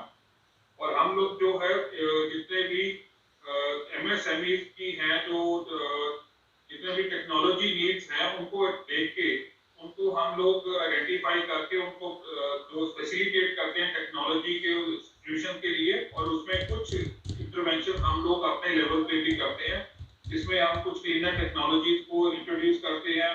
और आज का आपको पता है पंजाब में एक बहुत नॉर्थ इंडिया में बहुत शोर होता है इन दिनों में पैडी स्ट्रॉ का। पैडी स्ट्रॉ से पोल्यूशन होती है, जो फार्मर्स हैं जो खेतों में जला देते हैं, एक बहुत बड़ा इशू है। आई थिंक पैडी काम चल रहा है और इन जितना हम लोगों ने काम किया है और पिछले 3-4 सालों में हमने रफली जो 1600-1700 इंडस्ट्री को सपोर्ट किया है, उसकी वजह से अभी हमें 2020 में यूएनडीपी और गवर्नमेंट ऑफ पंजाब की तरफ से जो एसडीजी एक्शन अवार्ड भी हमें मिला है हमारी ऑर्गेनाइजेशन को फॉर एनवायरमेंटल सस्टेनेबिलिटी। अगर आप इसको देखेंगे थोड़ा सा मैं आपको सिर्फ बैकग्राउंड बता रहा हूँ हम लोगों का किस टाइप का इंटरवेंशन हमने काफी इंडस्ट्रियल सेक्टर्स को हमने उनके लिए टेक्नोलॉजी प्रोवाइड की है और साथ साथ इवन कोविड के जो पीक पीरियड में था हमने टेक्नोलॉजी एवोल्यूशन के ऊपर काम किया और हमने जो पंजाब में जो रीलोडिंग बिल कोल पे चल रही थी उसको हमने पीएनजी के ऊपर एक स्विच ओवर करने के लिए डेमोन्स्ट्रेशन यूनिट लगाए हैं जिसकी वजह से अभी एक बहुत बढ़िया बेंचमार्क डेवलप हो गया जिसकी वजह से उसके टेक्नोलॉजी के बेनिफिट देखने को मिल रहे हैं इंडस्ट्री को और वो इंडस्ट्री अब पीएनजी की तरफ जाना शुरू हो गई है। तो ऐसे ही कुछ और इश्यूज हैं इसकी वजह से अगर आपको हमने जो पिछले टोटल 30 सालों में जो हम लोगों ने काम किया है इससे हमने इस पीरियड में अगर आप देखोगे हमने 7000 इंडस्ट्रीज को सपोर्ट किया है और जो जिसमें टेक्नोलॉजी सपोर्ट दी है जिसकी वजह से ऑलमोस्ट 2.62 लाख 2.62 लाख टन जो है एनुअली पार्टिकुलर डिविजन कम हो रहे हैं और 3.3 लाख से ऊपर जो टन की है जो एनुअल सेविंग फ्यूल की हो रही है इंडस्ट्री को और एक इसके साथ साथ जो इंडस्ट्री के 4 लाख वर्कर्स को एक बेहतर एनवायरनमेंट मिला है जिससे जो कि काम करने मिला और ग्रीन हाउस गैसेस है जिसका हम मुद्दा लेके चल रहे हैं आज भी और पोल्यूशन का और एक green house gases black carbon की बात करते हैं तो इस स्टेज के 9 लाख के ऊपर इसमें ग्रीन हाउस गैसेस के কিন্তু এনে আমাদের মাত্র এই যে পাটা কিভাবে কি করতে হয় कोई टेक्नोलॉजी का पेबैक भी बनने का काम किया। अब कमिंग बैक टू जो ब्रिक सेक्टर की अगर हम बात कर रहे हैं हमें सब पता है हमें सभी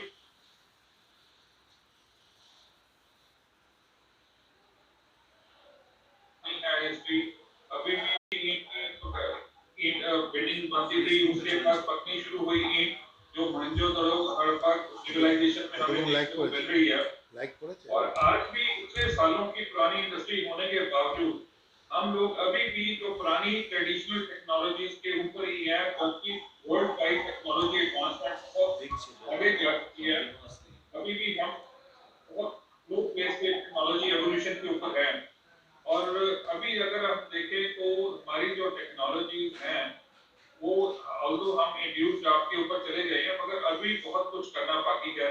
इसका एक कारण ये भी है भी हमें लग रहा है भी हमारे पास प्लेस बहुत ज्यादा है फ्यूज जो है कोल जो कि यूज हो रहा है हमारे पास बहुत भंडार है उसके और हमें इसकी कोई शॉर्टेज नहीं है तो इसलिए हम उसके ऊपर ज्यादा फोकस नहीं कर पा रहे मगर अब जो सिनेरियो बन रहा है स्पेशली अभी पंजाब की तरफ अगर बात करें एग्रेरियन स्टेट है हमारी तो इधर देखिए तो आपका फ्यूल की प्राइसेस जो है पिछले मेरे ख्याल 2 महीने में 11,000 रुपए टन से बढ़ के ये 21,000 रुपए लैंडिंग कॉस्ट हो गई है फ्यूल की जो कि अभी एक बहुत बड़ा कंसर्न बन गया है स्टेट के भट्टे वालों के लिए और ऐसे ही मेरे ख्याल है अभी फ्यूल प्राइसेस बहुत फ्लक्चुएटिंग होने वाली है आने वाले टाइम में तो इसके ऊपर एक इशू बन रहा है हमें इसकी कंजर्वेशन की देने की जरूरत है साथ साथ मट्टियाँ की अवेलेबिलिटी है आप लोग जो अपने लेबर्स है एक्सक्यूवेट कर रहे हो या वहाँ से ड्रेजिंग कर रहे हो वहाँ वो मट्टी लेके परचेज कर रहे हो या इंटीरियर में दूसरी एग्रीकल्चर लैंड को यूज कर रहे हो अगर ये आने वाले टाइम में एक बहुत बड़ा इश्यू हो जाएगा और ये हम उसकी कंटिन्यूस अवेलेबिलिटी को सोच नहीं सकते तो अगर हम वेस्ट बंगाल इंडस्ट्री की बात कर रहे हैं तो इसमें जो चैलेंजेस हैं वो मैं थोड़ा सा आपसे डिस्कस करना चाहता हूँ जैसे समीर जी ने बताया कि वेस्ट बंगाल ब्रिक इंडस्ट्री बहुत आगे जा चुकी है first one two induce draft brick technology मगर एक टेक्नोलॉजी लगाना तो एक सिंपल बात है मगर उसको चलाना एक इक्वली इम्पोर्टेंट रोल है जिसका बहुत बड़ा एक रोल है एक अच्छी सिस्टम को अच्छी तरह चलाना जिससे हम अपना पोल्यूशन कंट्रोल कर सकें ईंटों की क्वालिटी बेहतर बना सकें प्रोडक्शन ज्यादा ले सकें वो एक इक्वली इम्पोर्टेंट होता है जिसके ऊपर एक हमें जो चैलेंज आ रहा है कि जो लेबर हमारी जो काम कर रही है उसकी माइग्रेशन बहुत ज्यादा है एक जगह पे स्टेबल नहीं रहती और स्किल वर्कफोर्स के लिए अवेलेबल नहीं है स्पेशली ब्रिक सेक्टर के लिए हम लोगों ने तिवारी जी थे अभी मैं उनको बधाई देना चाहता हूँ वो ऑलरेडी के प्रेसिडेंट बन चुके हैं अगर ये हमने काफी डिस्कशन भी होती रही है आगे भी इसको जो इन वर्कर्स के लिए एक ट्रेनिंग मैकेनिज्म जो है एस्टेब्लिश करने की जरूरत है जो कि बहुत बड़ा एक वैक्यूम है इसमें अभी भी एफर्ट्स हो रही हैं समीर जी कर रहे हैं कुछ लोकल और हो रहे ये एफर्ट्स CBRI भी कर रहा होगा, हम लोग भी कर रहे हैं, but it's just a peaceful effort, मैं बोलूंगा इसको, ये एक परमानेंट सॉल्यूशन नहीं है। हम लोग सेंसिटाइज कर रहे हैं, हम ट्रेनिंग नहीं दे पा रहे, और इसके लिए अभी तक इतने सालों के बाद भी, तो इतने इतनी लेबर को एम्प्लॉय करने के बाद भी हम लोग इसके ऊपर कोई रिसर्च इंस्टीट्यूट या ट्रेनिंग इंस्टीट्यूट अभी तक इस सेक्टर के लिए नहीं ला पाए, जो कि बहुत बड़ी जरूरत है डिस्ट्रिक्ट लेवल पे, स्टेट लेवल पे।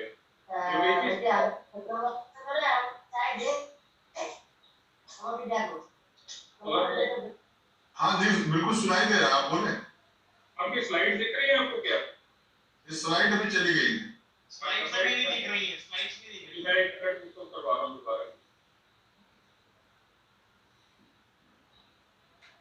দেখা যাচ্ছে তো সবার চলে গেল।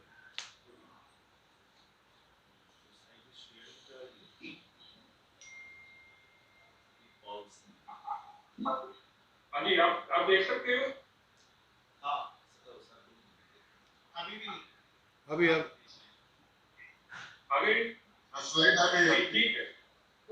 तो अभी कमिंग बैक टू जो उसके बाद अगर जो अभी आज का मुद्दा है, हम अपने मिशन को कैसे अप्लाई कर सकते हैं, मिशन नॉर्म को कैसे मीट कर सकते हैं, तो क्यों इसमें देखिए, अगर हम FCBT के में ही अच्छी तरह प्रैक्टिसेस, अपने गुड प्रैक्टिसेस करें, अडॉप्ट करें, तो उससे भी हम पोल्यूशन कंट्रोल करके इवन 250 से नीचे स्टैंडर्ड ला सकते हैं।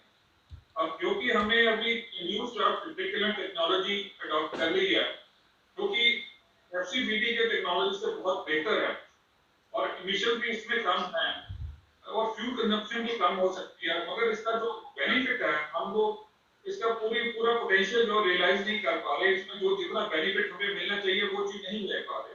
अब वो कैसे कर सकते हैं, वो आगे जैसे समीर जी अभी जैन साहब ने, और आगे मेरा ख्याल है एक और दो स्पीकर और हैं, वो भी आपको डिटेल में बताएंगे प्रैक्टिस, ऑपरेटिंग प्रैक्टिस जो वर्क प्रोग्राम के ऊपर नहीं जाऊंगा ज्यादा डिटेल में, मगर इसमें एक दो चीजें हैं जो हम सोच सकते हैं। एक तो है जितना हम एयर टू फ्यूल रेशियो को ऑप्टिमाइज करें, उतना बेहतर बना सके, जैसे हम गाड़ियों में करते हैं, जिसकी गाड़ी में एयर टू फ्यूल मिक्सचर का जो ऑप्टिमाइज होता है, उतनी फ्यूल की इकोनॉमी बेहतर होती है।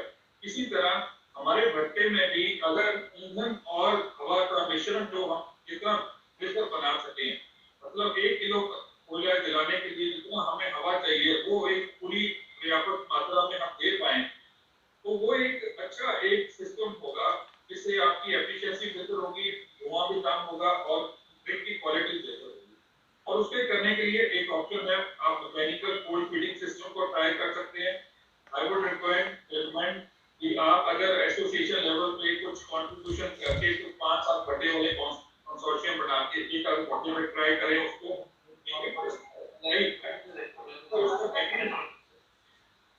सेकेंडली, अगर आप भट्टों में जैसे भट्टी में अगर आउटर कोल है या कोल रेजिड्यू है, कुछ इंडस्ट्री से कुछ जो बॉयलर इंडस्ट्री है उसमें जो ऐश निकलती है, उसमें रेजिड्यू सीवी होती है या लोकली अवेलेबल बायोमास है, उसको मिक्स करके एज इंटरनल फ्यूल यूज करें, तो उससे जो हमारी हीट की जो हमारी इमिशन तो कम होगी, फ्यूल कंजम्पशन भी अपने कम हो जाएगी और अपनी इमिशन जो सारा है एक अच्छा सिस्टम बन सकता है। मगर इनके लिए थोड़ा सा हमें अपना इन हाउस कुछ R&D करनी पड़ेगी, बाहर से आपको कोई समझाने वाला नहीं। मैं तो ये समझता हूँ हर भट्टे वाला एक पूरा एक अपने लेवल पे एक एक्सपर्ट है और बाहर से जो लोग हैं वो इतना आपको नहीं समझा पाएंगे, आप अपने से ही सोल्यूशन निकाल पाएंगे। और इससे अगर इंटरनेशनल लेवल पे बात कर रहे हैं, जैसे ईटों की जो मैंने पहले बात की, कोयले की मिट्टी की प्रॉब्लम है, तो हमें रिसोर्स एफिशिएंट मटेरियल्स जो है जैसे कि इंकॉर्पोरेटेड और हॉलो ब्रिक्स हैं, इनके ऊपर जाना चाहिए, क्योंकि हमारे कमीशन भी कम करेंगे, फ्यूल कंजम्पशन भी कम करेंगे और हमारी मशीन की खपत भी कम करेंगे, इससे हमें लॉन्ग टर्म में फायदा है। इकोनॉमी तभी आएगी अगर हम इन चीजों को फुल स्केल पे ऑपरेट करें। अगर 50% और 30% ऑपरेशन एफिशिएंसी पे चलेंगे तो इनकी इकोनॉमी नहीं बैठेगी। एक इंड्यूस्ड ऑफ भट्टे में चलाने के लिए मैं सिर्फ 3-4 जो पॉइंट है मेरे को लगते हैं बार-बार वो मैं आपको हाईलाइट करूंगा। पहली बात तो है इंड्यूस्ड ऑफ अच्छी तरह चलाने के लिए हमें जितने सोर्सेज हैं ये तीनटे उसमें लीकेज कंट्रोल करनी पड़ेगी, सर जिसके बारे में एडीएम मालदा जलपाईगुड़ी अवेयरनेस नहीं है लोगों को। ये एक बहुत बड़ा मुद्दा है। अगर अपने भट्टे में से लीकेज कंट्रोल कर लेंगे, हमारे भट्टे की एफिशिएंसी 15-20% कम से कम बेहतर हो जाएगी, फ्यूल कंजम्पशन डाउन हो जाएगी, ईंट की क्वालिटी बेहतर हो जाएगी। ये आपको मैं अपने एक्सपीरियंस से बता रहा हूँ। दूसरा, पंखा जब हम लोग लेते हैं, पंखा लेने के लिए क्या कर रहे हैं कि अपने भट्टा डेली कितनी है, 50,000 है, 30,000 है, अच्छा 4 फुट का पंखा लगा लो, 4.5 का लगा लो, 5 फुट का लगा लो। ये एक सिस्टम जो है ना, ये गलत प्रैक्टिस है। एक पंखे के लिए एक ईंट, अगर ईंट लगाने के लिए जितना हमें कोयला जलाना है, कोयले उस कोयले की खपत के अकॉर्डिंगली हमें पंखे का डिजाइन एक अच्छे डिजाइनर से करवाएं और उसको ऑपरेट करें। पहली जो है ब्रेक सेटिंग सुनील ने आपको पहले ही बताया है, डॉक्टर सुनील ने, तो वो मेरा चला है उसमें कवर हो गया। और फील्ड फीडिंग प्रैक्टिसेस, वो चीज जो है वो उसको पर थोड़ा सा मैं आगे भी थोड़ा सा आपको करूंगा। एक चीज है फ्यूल सिलेक्शन, फ्यूल प्रैक्टिस और हैवी फीडिंग। ये तीन आपके डेट्रीमेंटल है आपकी क्वालिटी को अफेक्ट करने के लिए। मेंटेनेंस और रिकमेंडेड जोन, हाई ड्राफ्ट में सबसे बड़ी जो एक मिस्टेक कर रहे हैं हम लोग, अपना कूलिंग जोन की लेंथ बहुत बड़ी कर देते हैं। नॉर्मली ये 12 से 16 चैम्बर की रिकमेंड कर रहे हैं, 12 से कम होगा तो बेहतर रहेगा। अगर क्योंकि माल थोड़ा सा गर्म निकलता है, पकी हुई थोड़ी गर्म निकलती है, हम लोग we want to increase the length of cooling zone, जिससे हमारी ईंट की क्वालिटी को अफेक्ट होती है। और ये टेक्नोलॉजी थोड़ी सी ऑटोमेशन लेवल पे है या एडवांस लेवल पे है, अच्छी नहीं है। तो इसमें जितने हम इंस्ट्रूमेंटेशन का इस्तेमाल करेंगे बेनिफिट होगा। ये एक स्लाइड से मैं आपको दिखाना चाहता हूं जो सोर्स, इतने लीकेज के सोर्स क्या-क्या हैं हमारे भट्टे में। तो राफिश है, इधर भट्टे में 10 इंच से कम राफिश नहीं होनी चाहिए। विकेट वॉल्स प्रॉपर बनी होनी चाहिए, उसके लीकेज और स्पेशली कॉर्नर से जहां से आपकी दीवार है, दीवार से आपकी साइडों से वहां पे ईंट वहां से लीकेज होती है, उसको कंट्रोल करना चाहिए। और इसमें सबसे बड़ी जो इशू है, मैं जिसको ज्यादा हाईलाइट करूंगा कि आगे की आपकी जो फीडिंग लाइन है, वहां से लेके आपके पंखे के आउटलेट तक, इस जोन में आपकी कहीं भी लीकेज नहीं होनी चाहिए। अगर यहाँ से लीकेज होगी तो ये सारी आपकी ईंट की क्वालिटी को और पीछे ईंट को जो कंबस्टन को सारा अफेक्ट करेगा। ये बहुत स्ट्रॉन्ग पॉइंट है मेरा, इस चीज को इंश्योर कीजिए। और उसके करने के लिए एक तो जो है, जो मैनुअली आप लोग चाबियों का इस्तेमाल करते हैं ड्राफ्ट को कंट्रोल करने के लिए, मैं एक बार आपको रिपीट कर रहा हूँ, एफसीबीटी के से इंड्यूस और भट्टे की खिंचाई जो है 10 गुना से कम 10 गुना ज्यादा है। इसकी वजह से अगर आप सोचो कि मैं चाबी लगा के उसका खींच कंट्रोल कर लूंगा, वो कभी नहीं हो पाती। और कई बार क्या करते हैं, हम ड्राफ्ट को कंट्रोल करने के लिए पंखे की बॉडी के अंदर चाबी लगाते हैं। अगर आप पीछे के 2 फोटोग्राफ देखोगे तो इसमें आपको एक चाबी लगी है, जो आपकी ऊपर से जो चैम्बर के ऊपर दीवार आ रही है, पंखे की एंट्री है, वहां पे चाबी लगा के ड्राफ्ट को कंट्रोल करने की कोशिश करते हैं।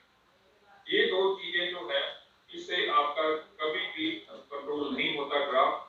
और इसमें क्या होता है, इसके साइडों पे जो गैप रह जाता है, पंखा वहां से खींच ले लेता है। अगर आप गारा लगा के, कपड़ा लगा के कंट्रोल करने की कोशिश करोगे, ये नहीं काबू में आएगा। और इससे लीकेज देखिए, सबसे पहले पंखा जो आपको लीकेज यहाँ से लेकर, जिसकी वजह से आपकी जो पीछे एयर फ्लो सारा डिस्टर्ब हो जाएगा और ये आपको इफेक्ट करेगा सारे सिस्टम को। तो पंखे वाले भट्टे में कहीं भी चाबी नहीं लगनी चाहिए।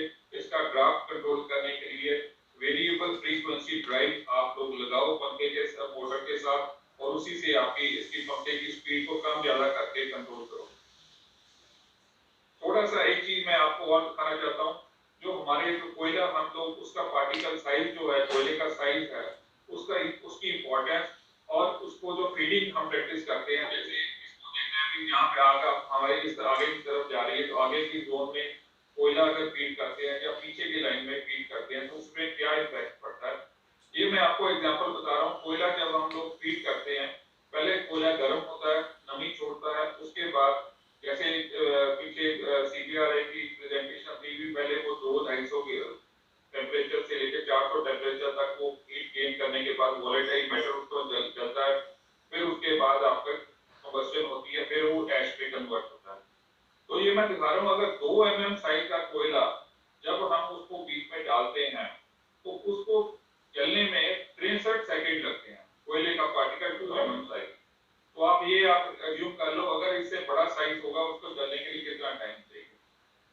द सेम टाइम अगर बायोमास है आपका, कोई भी सॉडस्ट है, कुछ है, उसको उसी साइज का अगर हम वो डालते हैं तो वो जाके तो 3 सेकंड के विदिन 3 सेकंड ही वो कोयला जल जाता है, वो वुडन चिप जो है वो खत्म हो जाता है, जल जाता है कंप्लीटली।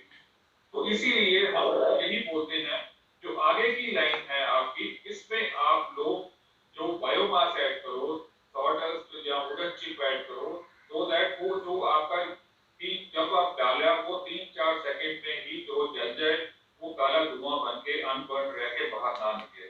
अगर आप आगे की लाइन में कोयला झोंकोगे, वो काला धुआं बन के निकलेगा ही निकलेगा, वो आपको परेशान करेगा और पोल्यूशन के लिए एक फोर्स बनेगा। इसीलिए हम लोग रिकमेंड करते हैं कि कोयला जितना भी है वो पीछे की लाइनों में और बीच वाली लाइनों में मैक्सिमम रोकें और वो टेम्परेचर मेंटेन करेगा। अगर मोटा कोयला डालेंगे उससे आपको ओवर बर्निंग की प्रॉब्लम भी आएगी और उसमें हीट की क्वालिटी भी इफेक्ट होगी उसमें। तो ये 2 इशू जो मैं आपको हाईलाइट करना चाहता था।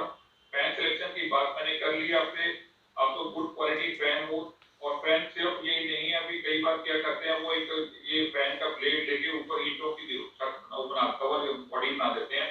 अगर आप एक्चुअल फैन डिजाइन देखें तो आपका फैन का प्रोफाइल होता है, साइड गैप जो ब्लेड के चारों तरफ गैप है वो इंक्रीजिंग होते हैं, इनका प्रॉपर डिजाइन होता है प्रॉपर एफर्ट लेने के लिए।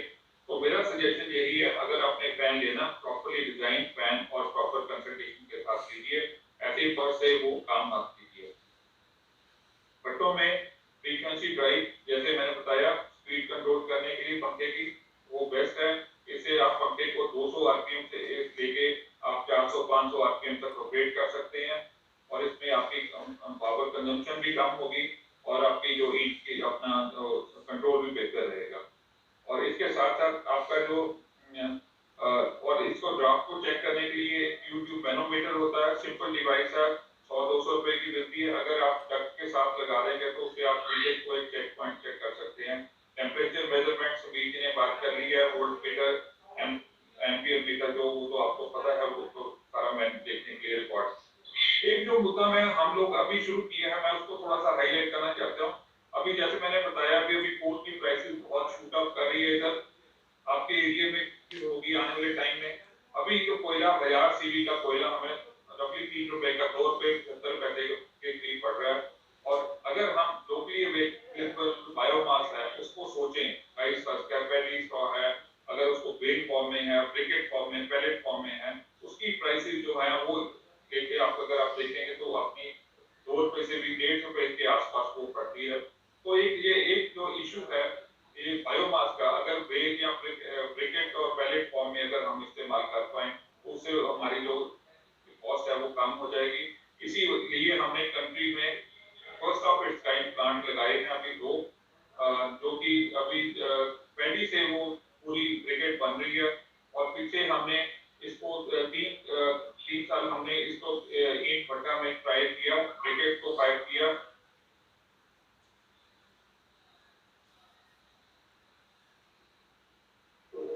250 से कम रहे हैं। और जो जितना बायोमास है, बायोमास को कार्बन न्यूट्रल फ्यूल बोलते हैं, क्योंकि जब धान लग रहा होता है, पैडी लग रही होती है, तो वो कार्बन डाइऑक्साइड रिलीज करता है, तो ले लेता है, एब्जॉर्ब करता है, O2 ऑक्सीजन रिलीज करता है, और जब ये जलता है तो ऑक्सीजन CO2 रिलीज करता है। तो इसको इसलिए वो बैलेंस आउट हो जाता है। तो इसको हम कार्बन न्यूट्रल फ्यूल बोलते हैं। इसके ऊपर हम लोग काम कर रहे हैं, पहले BTK में किया था, FCBTK में।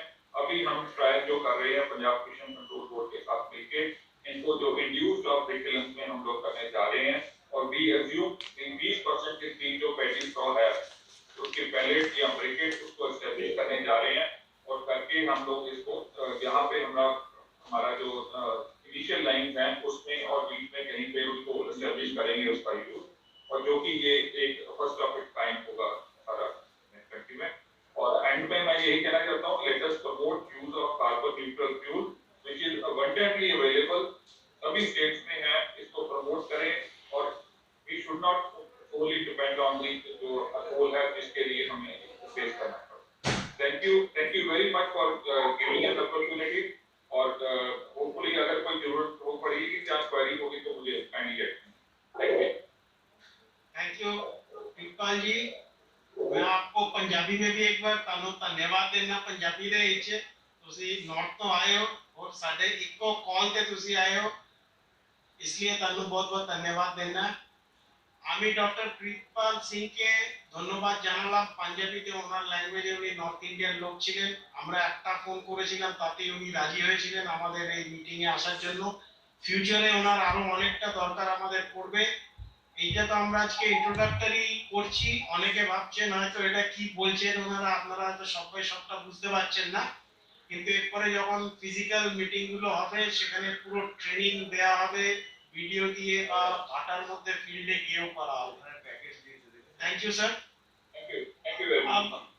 টিফিন খাওয়া এখন আমাদের মধ্যে আসছেন টিফিন আমার আমাদেরই, শেষ মুহূর্তে জানতে আপনারা পারবো। সবাই অনেকেই চেনেন, আমাদের কাছে বলো ম্যানেজিং পার্টনার হচ্ছেন টিম এনার্জি পদ্মাবন লাইরি। উনি বাংলায় বলবেন এবং শর্টে বলবেন উনি। আসছে আমি ওনাকে অনুরোধ করব, কারণ আমাদের যে মিটিংটা আছে একটু দীর্ঘায়িত হয়ে গেছে, আমাকে ঘোষণা বলেছিলেন ওটা তাড়াতাড়ি শেষ করতে, একটু সময় বেশি লেগে গেছে।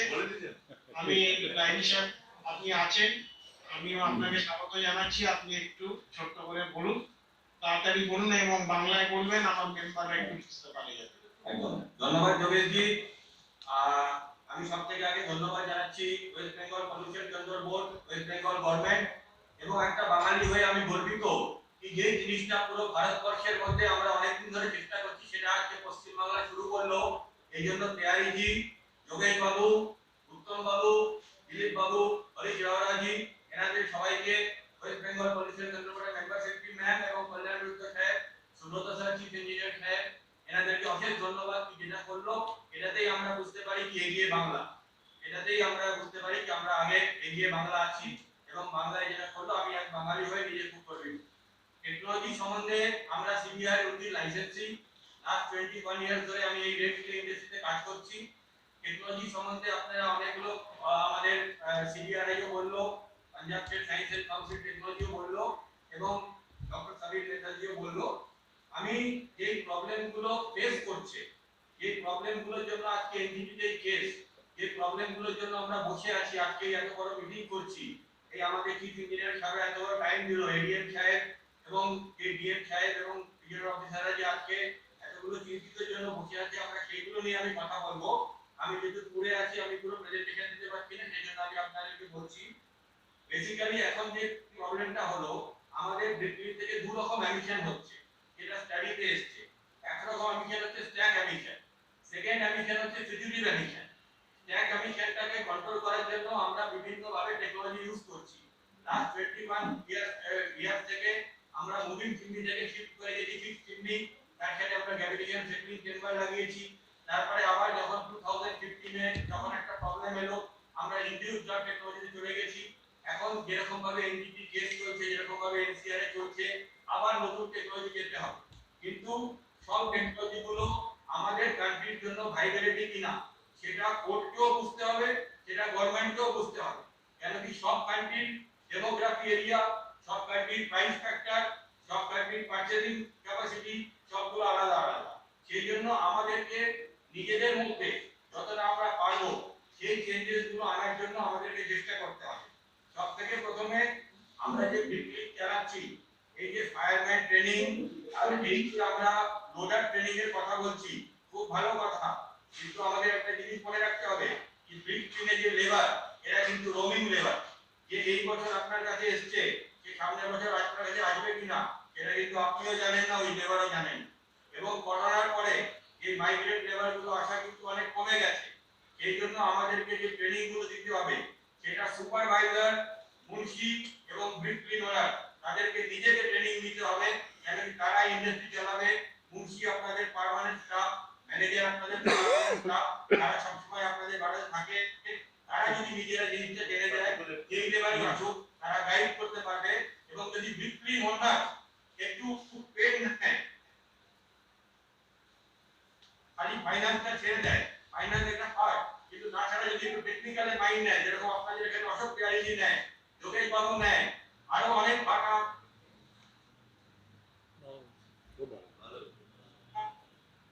আছে,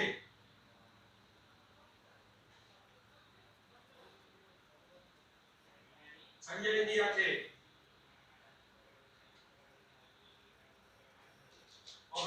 তেলা নিয়ে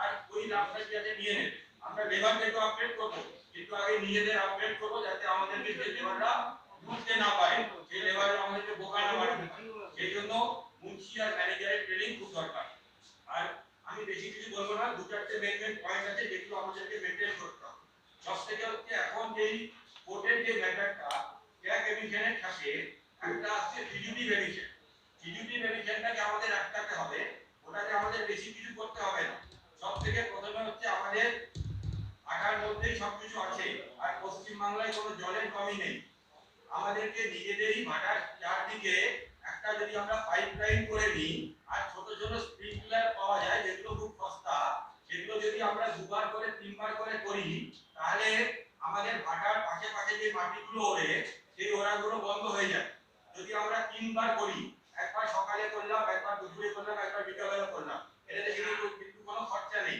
এই খরচাটা কিন্তু আমাদের নিজেদের মধ্যে আমরা করে কিন্তু ফিরিয়ে দেব না সেকেন্ড আমাদের কি করতে হবে এই রাবিশটা আমাদের ওড়ে আমাদের মেয়ানার দেওয়াল তারপরে একটা বাইরে আউটার দেওয়াল তারপরে আরেকটা আউটার দেওয়াল সেই আউটার দেওয়ালটা যদি আমাদের এখন 12 ফিট হাইট থাকে সেই আউটার ওয়াল মানে লাস্ট যে আউটার ওয়াল সেই আউটার ওয়ালটাকে আমরা 15 ফিট আর 16 ফিট বানিয়ে নেব 3 ফিট বানিয়ে নেব তাকি এই রাবিশগুলো যাতে বেশি বাইরের দিকে না যেতে পারে আর তার পাশে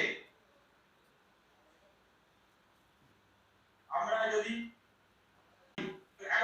260 পাউন্ড অক্সিজেন প্রডিউস করে যেটা আজকে করোনার পরে খুব দরকার সবার জন্য আর সেকেন্ড থিং হচ্ছে ওই নিম গাছটা লাগিয়ে নিলে আমাদের পুরো ভাটাটা একটা শেডের মতো কাজ করবে লেবাররা যখন গরমকালে কাজ করছে সেই লেবারদের বারবার নিচে যেতে হবে না ওরা যখন একটু টায়ার্ড হয়ে যাবে ওই নিম গাছের নিচে রেস্ট করতে পারবে 10 মিনিট বসতে পারবে আর জলের যে ঘোড়াগুলো আছে যারা ওখানে জল খায় সেই জলগুলো যদি আপনি ওইখানে ঘোড়াগুলো ওদের রেখে নেন তাহলে সেই জলগুলো ঠান্ডা থাকবে তাতে কি হবে লেবারের যে ওয়েস্টেজ অফ টাইম এই বারবার নিচে যাচ্ছে টিউবওয়েলে যাচ্ছে অফিসের জায়গায় জল খেতে যাচ্ছে বোতলে জল করতে যাচ্ছে এই টাইমগুলো ওয়েস্টগুলো বেঁচে যাবে আর সাথে কি আছে ওইখানেই ওরা ওই রেস্টটাও নিতে পারবে আর সেই নিম গাছটা টাকা হলে আমাদের এনভায়রনমেন্টটা ক্লিন থাকে আর সেকেন্ড থিং কি করতে হবে কি ভাটাটা পুরো ভাটা মানে যেখান থেকে অফিস শুরু হয় এবং পুরো ভাটা এরিয়া সেটা আমরা যদি বাউন্ডারি ওয়াল করি এবার আপনারা অনেকে কোশ্চেন করবেন দাদা বাউন্ডারি ওয়াল করতে তো অনেক ইট লাগবে অনেক সিমেন্ট লাগবে কিছু করতে হবে না পশ্চিম বাংলায় যারা বেড়া বাড়াতো যারা বেড়ার বাড়ি বাড়াতো তারা দুর্গমভাবে খেতে পারছে না তাদেরকে যদি আপনারা কি কাজ দিয়ে যদি আপনারা বেড়ারই চারদিকে বাউন্ডারি করে দেন তাহলেও খুব ভালো হবে কি চারদিকে বেড়ার বাউন্ডারি করে দিলেন বাইরে একটা বোর্ড লাগালেন এরপরে আপনার ভাড়ার নাম থাকলো জিএসটি নম্বর থাকলো এবং তার সাথে একটা জিনিস লিখে দিন West Bengal pollution control board concept valid up to 2025 and 2022 তার মানে ওইখানে কোনো অফিসার যদি বাইরে আসে সে দেখতে পাচ্ছে যে আছে আপনার ভাড়ার কনসেপ্ট এতদিন ভ্যালিড আছে সে আপনাকে আর কিছু বলবে না সেটা যদি আপনার লেখা থাকে তাহলে সেটা খুব ভালো একটা ডিসপ্লে বোর্ডের মধ্যে যদি আপনি এটা করে দেন তাহলে আপনার ভালো এটা যদি আপনি ব্যায়ারটা করেন সেকেন্ড থিং আমরা যদি এই যে ইটগুলো যখন যায় এই ইটগুলো যখন যায় তখন পুরো রাস্তার মধ্যে ইটের বালি ইটের ওই লাল লাল রাবিশগুলো উঠছে চোখে পড়ছে বাড়িতে পড়ছে রাস্তায় নোংরা হচ্ছে তখন যদি আপনারা যখন ইটগুলো বেরোয় আপনাদের রাবিশগুলো কাজ করতে হবে ইটের উপরে একটা করে ত্রিপল লাগিয়ে সেই ইটগুলোকে আপনারা বের করুন আপনাদের যে রাস্তার মধ্যে ফিজিক্যাল রয়েছেন যার জন্য আপনারা বেকারের ভাড়া মালিক বদনাম হচ্ছে সেই বদনামিটা আপনাদের আটকে যাবে এবং ত্রিপলটা লাগাতে আপনাদের কিছু লাগবে না আর সেকেন্ড থিং যতগুলো আপনাদের এই ট্রাকগুলো যাচ্ছে এই ট্রাকগুলো 3000 ট্রাক যাচ্ছে কি 5000 ট্রাক যাচ্ছে এর আপনারা এয়ার প্রেসারটা চেক করুন এয়ার প্রেসার যদি ঠিক থাকে তাহলে আপনাদের যে ট্রাকগুলো যে আছে ঠিক মতো যে যাচ্ছে আর সেই ট্রাকেরও এমিশন স্ট্যান্ডার্ড এই যেটা করতে হয় মনিটরিং সেটাও আপনারা এয়ার ওয়েস্ট বেঙ্গলের মোটর ভেহিকল থেকে সেটাও আপনারা রেগুলার করান যতটা ভ্যালিড আছে সেই ভ্যালিড সার্টিফিকেট থাকে সেকেন্ড থিং আপনারা স্ট্যাক এনভায়রনমেন্টের স্ট্যাক মনিটরিং সবাই করান কিন্তু আপনারা এর সাথে দুটো কাজ করুন দুটো তো স্যার হয়তো আমার সাথে এডিট করবেন বাকি রিজিওনাল অফিসার স্যার এডিট করবেন হয়তো ওটাতে বেশি কিছু খরচা লাগে না আপনারা বছরে দুবার করে অ্যাম্বিয়েন্ট এয়ার মনিটরিং করান ভাটাতে একটা করান ভাটার মধ্যে একটা করান ভাটার বাইরে তাহলে আপনাদের আপস্ট্রিম আর ডাউনস্ট্রিম দুটোই আপনাদের কাছে চলে আসবে রেকর্ড সেই রেকর্ডে আপনারা তখন ওই ক্যারিং ক্যাপাসিটি এই যে কোড একটা বলে দিয়েছে এই ক্যারিং ক্যাপাসিটি প্রত্যেকে হচ্ছে। এইটা কিন্তু ক্লিয়ার করার জন্য আমাদের এই অ্যাম্বিয়েন্ট এয়ার মনিটরিং বছরে যদি দুবার আমরা করাই খুব একটা বেশি খরচা না, 5 থেকে 10,000 টাকার মধ্যে হয়ে যায়। এইটা যদি পাঠাগার ইনিশিয়েটিভ দিয়ে করায় তাহলে ঠিক আছে। সেকেন্ড থিং, আমরা পুরো কোর্স কন্টেন্ট তৈরি করে রেখেছি ওটা সুপারভাইজার আর মুন্সির জন্য। কোর্স কন্টেন্ট কেন কি আমরা সবাই জানি কি আজকে ইন্ডিয়ান ব্রিকফিল্ড ভারতের যতগুলো রেড ক্লে আছে এরা আজকে 80% ওয়ালিং ম্যাটেরিয়ালের জন্য আজকে এদের কন্ট্রিবিউশন, আর 20% এর মধ্যে কাঠ, অ্যালুমিনিয়াম, গ্লাস এগুলো সব আছে।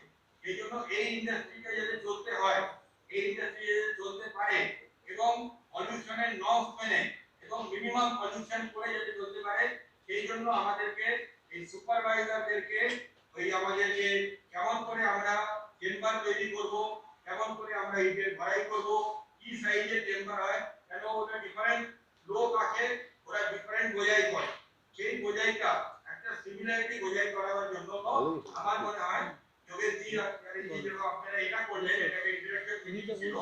এরপরে যে মিটিংটা হবে যেটা ডিস্ট্রিক্ট ওয়াইজ করার এবং আগে সুপারভাইজারদের ট্রেনিং করা, আর সুপারভাইজাররা যদি জানেন যে আমাদের চেম্বারটা কেমন করে করতে হবে, আমাদের ফায়ারিংটা কেমন করে করতে হবে, কুলিং জোনটা কোথায় বাড়াতে হবে, ওদের জানা খুব দরকার। আর তার সাথে যতগুলো ব্রিজ ওনার আছে তারাও কমসে কম 100% না জানলেও 50% জানা তাদের দরকার। তো একটা করে ছোট ছোট গ্রুপ করে কারণ একদিনে আপনি 200 লোককে বোঝাতে পারবেন না, যে 200 লোক শুনে চলে যাবে, খেয়ে চলে যাবে, কিন্তু মাথার মধ্যে কিছু থাকবে না। 25টা করে একটা কোর গ্রুপ তৈরি হবে একটা ডিস্ট্রিক্টে দুদিন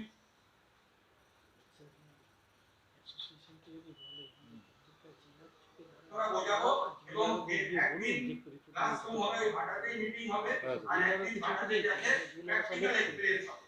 এবং এই ছোট ছোট জিনিসগুলো যদি করে আজকে আমরা এই ক্যারিং ক্যাপাসিটি থেকে ভোটের হাত থেকে এবং এই গভর্নমেন্টের যে আমাদের একটা নেগেটিভ ড্রব্যাক যাচ্ছে ইন্ডাস্ট্রিতে, এই ইন্ডাস্ট্রিটা আমরা বাঁচাতে পারবো।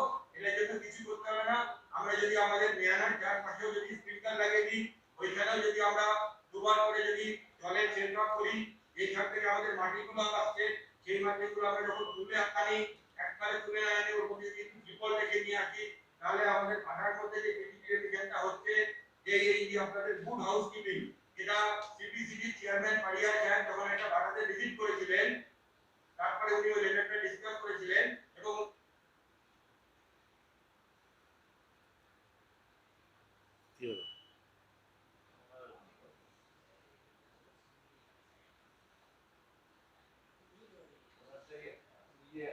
लारी जी आपका म्यूट हो गया है, लारी जी म्यूट हो गया है।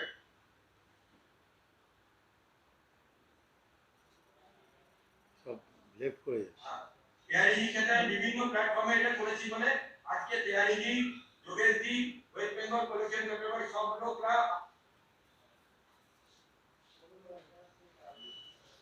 এবং আমরা মিউট হয়ে গেছি। এই মিটিংটা আওয়াজ आ रही है? आ रही है। ठीक है सर। এই মিটিংটা খুব ভালো হলো। এই মিটিংটাতে আমি খালি ইন্ট্রোডাকশন মিটিং ছিল বলে আমি বললাম, এরপরে যে কোর্স কন্টেন্টটা আমি বানিয়েছি এই কোর্স কন্টেন্ট বেঙ্গল ব্রিকফিল্ডে আর ওয়েস্ট বেঙ্গল পলিউশন কন্ট্রোল বোর্ডে আলাদা করে আমি মেল করে দেব, আপনারা দেখে নেবেন এবং সব এডিএম ডিআরআরদের যে সার্কুলেট করে দেয়, তাহলে আমরা ডিস্ট্রিক্ট ওয়াইজ দিয়ে আমরা এই সাধন আমাদের কাছে আছে, যেই সাধন আমাদের কাছে আছে তার মধ্যে আমরা কেমন করে ভালো কাজ করতে পারি সেটা চেষ্টা করে সেটা আমরা ইমপ্লিমেন্ট করাবো। কোনো এর মধ্যে রকেট সায়েন্স আনতে হবে না, কোনো বাইরে থেকে লোক আনতে হবে না, এবং আমরা এটাও যে ফুকায়ের জন্য এবং ভরাইয়ের জন্য মাইগ্রেটেড লেবার না আনতে হয়। আমাদের বেঙ্গলে অনেক লেবার বাইরে কাজ করতে যায়, তাদেরকে যদি আমরা একবার বুঝিয়ে আপনাদের সহযোগিতা নিই তাহলে তাদেরকে আজকে আর লুকিয়ে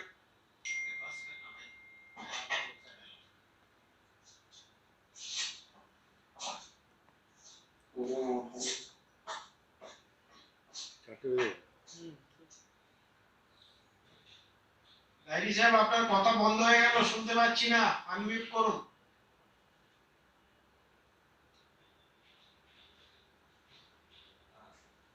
আমি ধন্যবাদ দেব ওয়েস্ট বেঙ্গল পলিউশন কন্ট্রোল বোর্ডকে, বেঙ্গল ব্রিকফিল্ড প্রেসিডেন্ট, সব এসডিপিও মেম্বারদেরকে, পুরো ডিস্ট্রিক্টের জেনারেল সেক্রেটারি প্রেসিডেন্টদেরকে, এডিএম সাহেব, ডিএম সাহেবদেরকে, যারা ধৈর্য করে আজকে এই প্রোগ্রামটা শুনেছে এবং আমাদেরকে টিআরইজি এবং West Bengal pollution control board এবং যোগেশজি অশেষ ধন্যবাদ যে আমাকে আপনারা যোগ্য মনে করেছেন এই প্রোগ্রামে বলার জন্য। কতজন আমাদের লাইক করেছে? বেঙ্গল আমাদের স্যার জন্য এখন প্রথমে বাঙালি দিকে হয়ে বেশি ছিল আমি 50 সবসময় প্রথমে প্রতি দেখছিলেন দরকার অনেকে, দ্বিতীয় এখন কাজে একটু কমে গেছে, আমার শেষ ইচ্ছা যদি আপনাদের আর জানাচ্ছি ফাইনালি এই মানে রাস্তা দিয়ে যখন আপনারা শেষ হবে তখন আমি আমাদের বলতে পারবো পৌঁছে আলটিমেটলি অশেষ ধন্যবাদ না, যদি একটু কোনো এখন প্রশ্ন বলে দিতে হবে, থাকে আমি আপনারা বলবো বলতে পারেন নাহলে আমার ফোন নাম্বার নিয়ে নেবেন আমার ফোন লাইক নাম্বার করে দেবেন। আমাকে ডাইরেক্টলি কল করতে পারেন আমি আপনাদের প্রশ্নের এখন বেশি নেই, 4-5 জন রয়েছে থ্যাংক ইউ ভেরি মাচ এখন থ্যাংক ইউ 4-5 জন ভেরি রয়েছে মাচ এখন thank you Jagdishji thank you চার-পাঁচ জন thank you Lairi sir, thank you. 1.5 আপনি ঘন্টা অনেকটা উপরে হয়ে বললেন। গেছে না? ম্যাক্সিমাম এই কত বাংলায় বলার পরে আমাদের মেম্বাররা একটু হয়তো খুশি হয়েছেন, ওনারা বুঝতে ওইখানে পেরেছেন বুঝতে আপনার হয়েছে, অনেক এখানে কথা। 40 জন মতো ছিল। আমি 220 কিন্তু আজকে হয়েছিল। খুব খুশি এবং গর্বিত, আমাদের বেঙ্গল ব্রিকফিল্ড ওনার্স অ্যাসোসিয়েশনের সব মেম্বাররাও খুব গর্বিত যে আজকে আমাদের meeting a pollution control board যেভাবে একটা নিয়ে তাদের অ্যাকশন নিয়ে আজকে আমাদের মধ্যে এখানে আমাদের মেম্বারদের জানাচ্ছি যে আমাদের সঙ্গে ডিএম দিনাজপুর আমাদের এই মিটিং এ রয়েছেন, আমাদের কাছে ADM Malda, New Jalpaiguri, Cooch Behar, South Chabbis Pargana, দক্ষিণ দিনাজপুর, নদিয়া, আমাদের এডিএম 11 হুগলি এবং বীরভূম এবং পশ্চিম বর্ধমান সবাই আমাদের মধ্যে পুনে ওইটাকে একটু করা যাবে না, ক্রস করা যাবে না, যে আমাদের যে দেখা যাচ্ছে না যোগেশজি आप म्यूट हो गए ঠিক আছে। করেছে এবং 153 জন হয়ে গেছেন, 153 জন মতন জয়েন করেছেন এবং সেই সব জায়গায় বড় বড় হল নিয়ে আমার মনে হয় তাহলে আমরা মোটামুটি 13-1400 মেম্বারও আমাদের এর সঙ্গে আছেন। তা আমি এখন অনুরোধ করব, আমাদের ডিএম সাহেব রয়েছেন উত্তর দিনাজপুর, উনি যদি আমাদের জন্য কিছু বলেন আমরা খুব খুশি হব।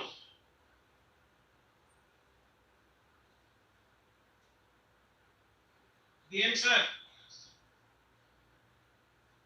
ডিএম দিনাজপুর, উত্তর দিনাজপুর।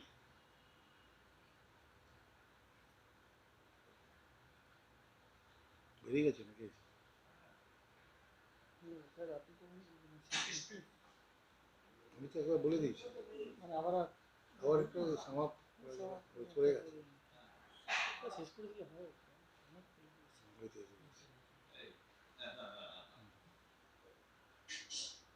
উত্তর দিনাজপুর থেকে বলছি সোহেল স্যার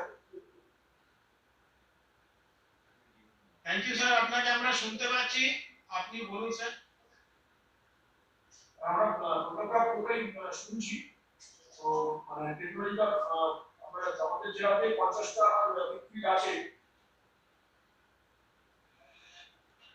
আমাদের এখানে একটা পলিউশন কন্ট্রোল বোর্ড লেখার দরকার। হ্যাঁ স্যার, পেছনে একটা ডাব্লিউপিসিবি। হ্যাঁ স্যার আপনি বলুন, আমরা শুনতে পাচ্ছি আপনাকে। আচ্ছা আমরা পুরো প্রোগ্রামটা অ্যাটেন্ড করেছি নবমান হলো এই প্রোগ্রামটা দেখে আর আমাদের জেলায় আরো 50টা ভিত্তিক আছে আমরা পলিউশন কন্ট্রোল থেকে রিপোর্ট আমি পেয়েছি যে ওখানে টিকেট তারা অ্যাডপ্ট করেছে আমরা রিপোর্টও পাঠিয়েছি পলিউশন কন্ট্রোল বলে ঠিক আছে, থ্যাংক ইউ স্যার। এবার আমাদের মধ্যে অনেকে এডিএম এলার আছেন, আমি তাদের মধ্যে কাউকে বলবো আপনারা যদি একটু বলেন। এডিএম মালদা আছেন, নিউ জলপাইগুড়ি আছেন, কুচবিহার আছেন, সাউথ চব্বিশ পরগনা আছেন, দক্ষিণ দিনাজপুর আছেন, নদিয়া আছেন, যদি তারা কিছু বলেন।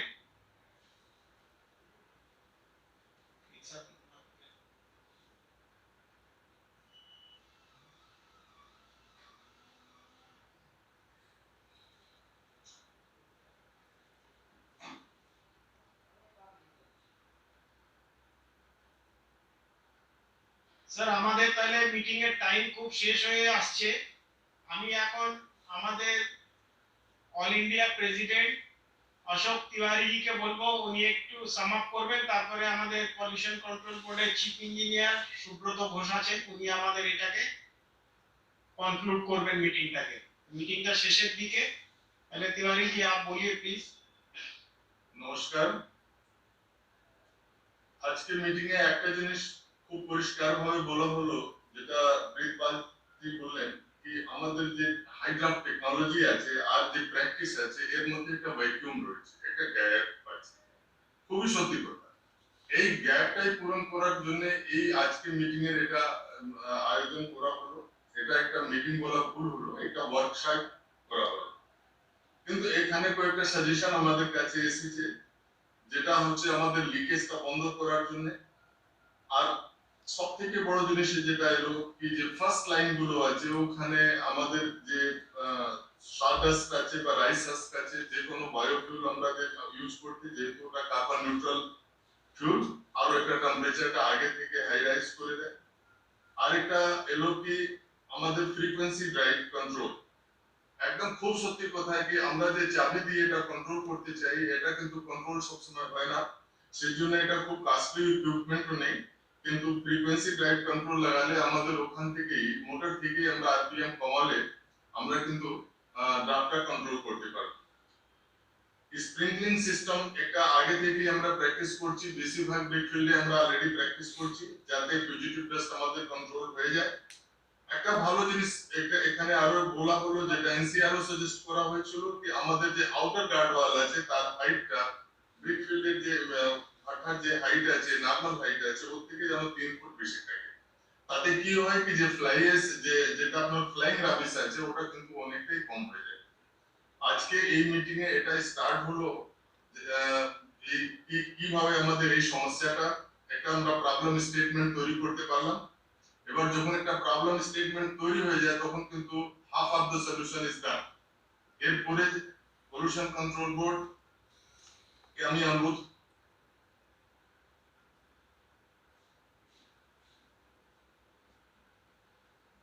तिवारी जी आप म्यूट हो गए हैं, प्लीज।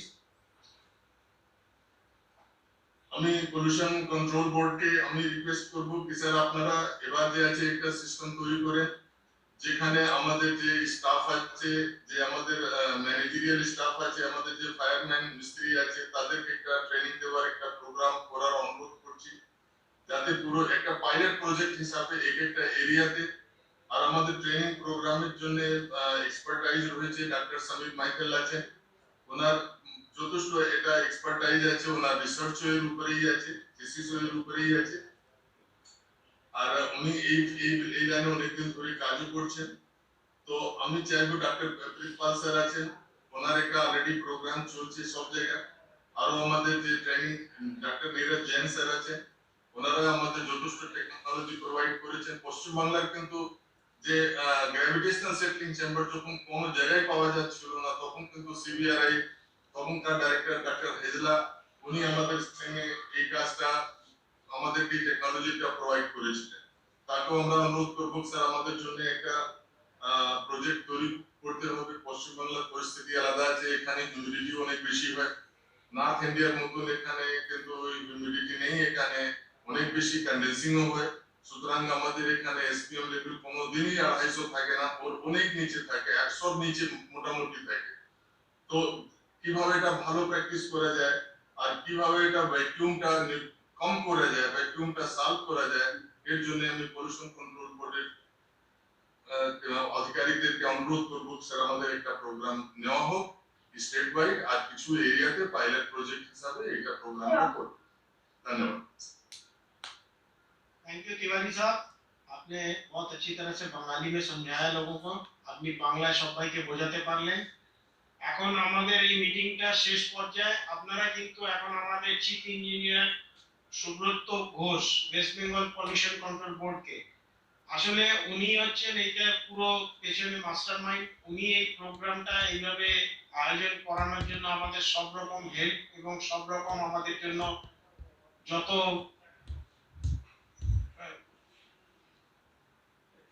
রকম ভাবে আমাদের এইগুলো করার জন্য যা গাইড উনি দিয়েছিলেন।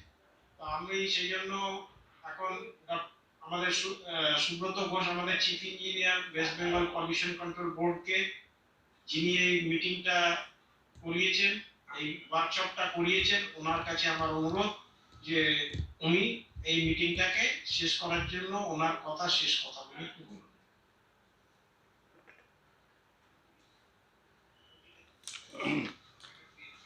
যোগেশজি, আমি আর বেশি সময় নেব না, কারণ মেম্বাররা অনেকক্ষণ ধরেই হচ্ছে অপেক্ষা করেছেন এবং ওনারা খুব শান্তভাবে শুনেছেন আর কি। কিন্তু আমরা ওনাদের কোনো ফিডব্যাক সেরকমভাবে আমরা পাইনি। আমি আশা করব যে ওদের কাছ থেকে আপনি ফিডব্যাক নেবেন এবং সেইটা নিয়ে আমাদের পরবর্তী যে প্রোগ্রামটা সেইটা আমাদের সেইভাবে হচ্ছে করতে হবে। কারণ যাদের আমরা স্টেক হোল্ডার তারা কিভাবে নিয়েছে বা তাদের গ্যাপ অ্যানালিসিস এইটা করার দরকার আছে। আমি আজকের রিয়েলি হচ্ছে যে পদ্মনাভ লাহিড়ী, আমি শেষের দিক থেকে বলছি, লাহিড়ী সাহেব যেটা বলেছেন খুব তার প্র্যাকটিক্যাল এক্সপিরিয়েন্স থেকে তিনি কথাগুলো বলেছেন যে রিসাসপেনশন অফ ডাস্ট কীভাবে কন্ট্রোল করা যায়, fugitive emission, stack emission control, এবং তিনি ক্রোনোলজিক্যালি যেভাবে যে মুভিং চিমনি থেকে একদম ড্রাফট আমরা হচ্ছে এই ড্রাফট হচ্ছে ফিক্সড চিমনি এবং এই টেকনোলজিতে জিগজ্যাগ টেকনোলজিতে এসেছি, তার জন্যে আমাদের স্ট্রিনজেন্ট যে standard 250 milligram per normal metre cube যেটা আমাদের হচ্ছে সেটা মিট করতে হবে প্রত্যেক ব্রিকফিল্ডকেই, সেটার ব্যাপারে খুব সুন্দরভাবে বলেছেন এবং প্রত্যেকেই প্রত্যেকেই খুব ভালোভাবে বলেছেন। ডক্টর নীরজ জৈন এবং হচ্ছে আমাদের সৌমিত্র মাইতি সাহেবও খুব সুন্দরভাবে ব্যাখ্যা করেছেন যে অনেকেই আমাদের প্রশ্ন করেছেন যে এটা দেখতে কীরকম, যে আমরা কি করে দেখে বুঝবো যে এটা জিগজ্যাগ টেকনোলজি আছে কিনা। এটা আপনারা আমি বলছি যে যারা বিএলআরও সাহেব বা যারা ইন্সপেকশনে যান এবং আমাদের অফিসাররা অনেক সময় বলেছেন, সুতরাং এটা অত্যন্ত সুন্দরভাবে বুঝিয়েছেন যে এটা ওভাল শেপ থেকে কিভাবে রেক্ট্যাঙ্গুলার শেপ এবং রেক্ট্যাঙ্গুলার শেপে কিভাবে আইডি ফ্যান থাকে, আইডি ফ্যানগুলো কোথায় থাকে, খুব সুন্দরভাবে ব্যাখ্যা করেছেন। তো আমাদের যে এই জিগজ্যাগ টেকনোলজির আরেকটা হচ্ছে যে ফুয়েল সেভিংস এবং ফুয়েলকে কিভাবে আমরা কয়লা থেকে আমরা এগ্রিকালচারাল রেসিডিউ এবং ব্রিকেটকে ইউজ করা যায় এবং তাতে পার্টিকুলার ম্যাটার কিভাবে কমানো যায়, খুব সুন্দরভাবে আমাদের যারা স্পিকার তারা খুব বলেছেন। বিশেষ করে হচ্ছে সিংজি আমাদের হচ্ছে অ্যাডিশনাল ডিরেক্টর সাহেব খুব ভালোভাবে এগুলো বলেছেন। এগ্রিকালচারাল রেসিডিউ নিয়ে ডক্টর নীরজ জৈন সাহেবও প্রিন্সিপাল সায়েন্টিস্ট, উনিও খুব সুন্দরভাবে ব্যাখ্যা করেছেন। আমার একটাই বক্তব্য যে যেভাবে আমাদের হচ্ছে যে উত্তর দিনাজপুরের আমাদের হ্যাঁ আমি তো হ্যালো ঠিক আছে, হ্যালো শুনতে পাচ্ছেন? হ্যাঁ, তো আমরা দেখতে পাচ্ছি যে 50টার মধ্যে 50টাই করেছে। আমরা চাই প্রত্যেক ডিস্ট্রিক্টেই এইভাবেই হচ্ছে আমাদের কাছে ফিগারটা আসুক এবং আমি আপনাদের যে অ্যাসোসিয়েশনের কর্মকর্তারা আছেন এবং ডিস্ট্রিক্টে যারা আছেন তারা প্রত্যেক ডিস্ট্রিক্টে আমাদের যে ডিএলও সাহেবরা আছেন তাদের কাছে ইমিডিয়েটলি আপনারা একটু দরবার করুন। আমাদের ম্যাডাম মেম্বার সেক্রেটারি উনি অলরেডি চিঠি দিয়েছেন, আমাদের একটা ইমিডিয়েটলি একটা এনজিটিতে কিন্তু হচ্ছে একটা স্ট্যাটাস রিপোর্ট দিতে হবে এবং আপনারাও দেবেন আপনাদের এবং আমাদের এই ফিগারগুলো যাতে কোনোভাবে হচ্ছে সবসময় ম্যাচ করে যেন এটা কখনোই মিসম্যাচ না করে, এটা আপনাদের কাছে অ্যাসোসিয়েশনের কাছে আমার একটা অনুরোধ। সেই জন্যে এটা একটা হচ্ছে আমাদের জয়েন্ট এফোর্ট আর কি, এটা এরকম নয় আপনারা এক জায়গা আছেন, গভর্নমেন্ট এক জায়গা আছে, পিসিবি এবং আমাদের ডিস্ট্রিক্ট অ্যাডমিনিস্ট্রেশন এবং আপনারা তিনটে জায়গা, আমরা জয়েন্টলি কিভাবে একটাই রিপোর্ট দেওয়া যায় এবং প্রত্যেকটা ফিগার যাতে ডিস্ট্রিক্টের যাতে কোনো রকমভাবে মিসম্যাচ না করে, আমরা কোর্টে এটা যাতে হচ্ছে একই ফিগার আমরা দিতে পারি। আপনাদের কাছে আমরা অনুরোধ করব যে প্রত্যেক ডিএলও সাহেবকে অনুরোধ করুন এবং ইমিডিয়েটলি ফিগারটা আসুক, কারণ আমরা এখন এটা ডেলিগেট করা হয়েছে। আপনারা সকলেই জানেন যে কনসেন্ট অ্যাডমিনিস্ট্রেশনটা এটা পিসিবির হাতে নেই আর কি, সেই হিসাবে আপনারা একটু প্রোঅ্যাক্টিভ ওয়েতে এটা ওনাদের সঙ্গে ডিস্ট্রিক্ট অ্যাডমিনিস্ট্রেশনের সঙ্গে, আমরা তো ডিস্ট্রিক্ট অ্যাডমিনিস্ট্রেশনের সঙ্গে সবসময় যোগাযোগ রাখছি, আপনারাও একটু যোগাযোগ রাখুন এবং আগামী দিনে প্রত্যেক ডিস্ট্রিক্টে কীভাবে হচ্ছে সবকটা ইউনিটে এই জিগজ্যাগ টেকনোলজিটাকে ইমপ্লিমেন্ট করা যায় সে ব্যাপারে আপনারা এগিয়ে আসুন। এবং আমরাও দেখুন অনেক সময় চলে গেছে এবং চেয়ারম্যান সাহেব যেটা বললেন যে জানুয়ারির 8 তারিখে অলরেডি হচ্ছে আমাদের সময়সীমাটা শেষ হয়ে গেছে, সুতরাং একটু প্রোঅ্যাক্টিভ হতে, কারণ এখন তো সব ভাটাই বন্ধ আছে, সুতরাং পুজো শুরু হবে, কোনো ভাটাই যেন বন্ধ না থাকে, প্রত্যেক ভাটাই যেন চালু অবস্থায় থাকে এবং তারা পরিবেশের যে সমস্ত নর্মস আছে সেগুলো মেনেই তারা চলবে আমরা আশা করি। সুতরাং আপনাদের সকলকে ধন্যবাদ জানাচ্ছি এবং বিশেষ করে আমি যোগেশ আগরওয়াল সাহেবকে এবং আমাদের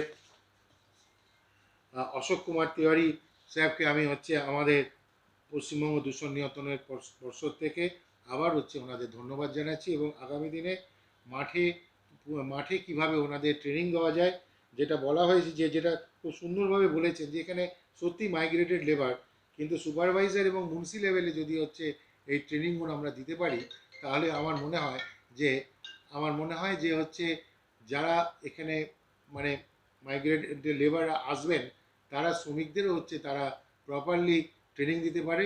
যেটা বললেন যে ট্রেনিং যারা দেবে তাদেরও ট্রেনার্স ফর ট্রেনিং, এটা একটা আমার মনে হয় একটা গ্রুপ তৈরি করা উচিত এবং একটা ম্যানুয়াল তৈরি করা উচিত যে কিভাবে তারা এইভাবে কাজগুলো করবে এবং এনার্জি সেভিংস কিভাবে করা যায়। কারণ ইট ভাটাতে যে হিট জেনারেট করে সেই হিটটা যাতে মানে সেটাকে ইউজ করা যায়, যাতে প্রপারলি অপটিমাইজড আমরা ফুয়েল ইউজ করতে পারি, সেটা দেখা উচিত আর কি।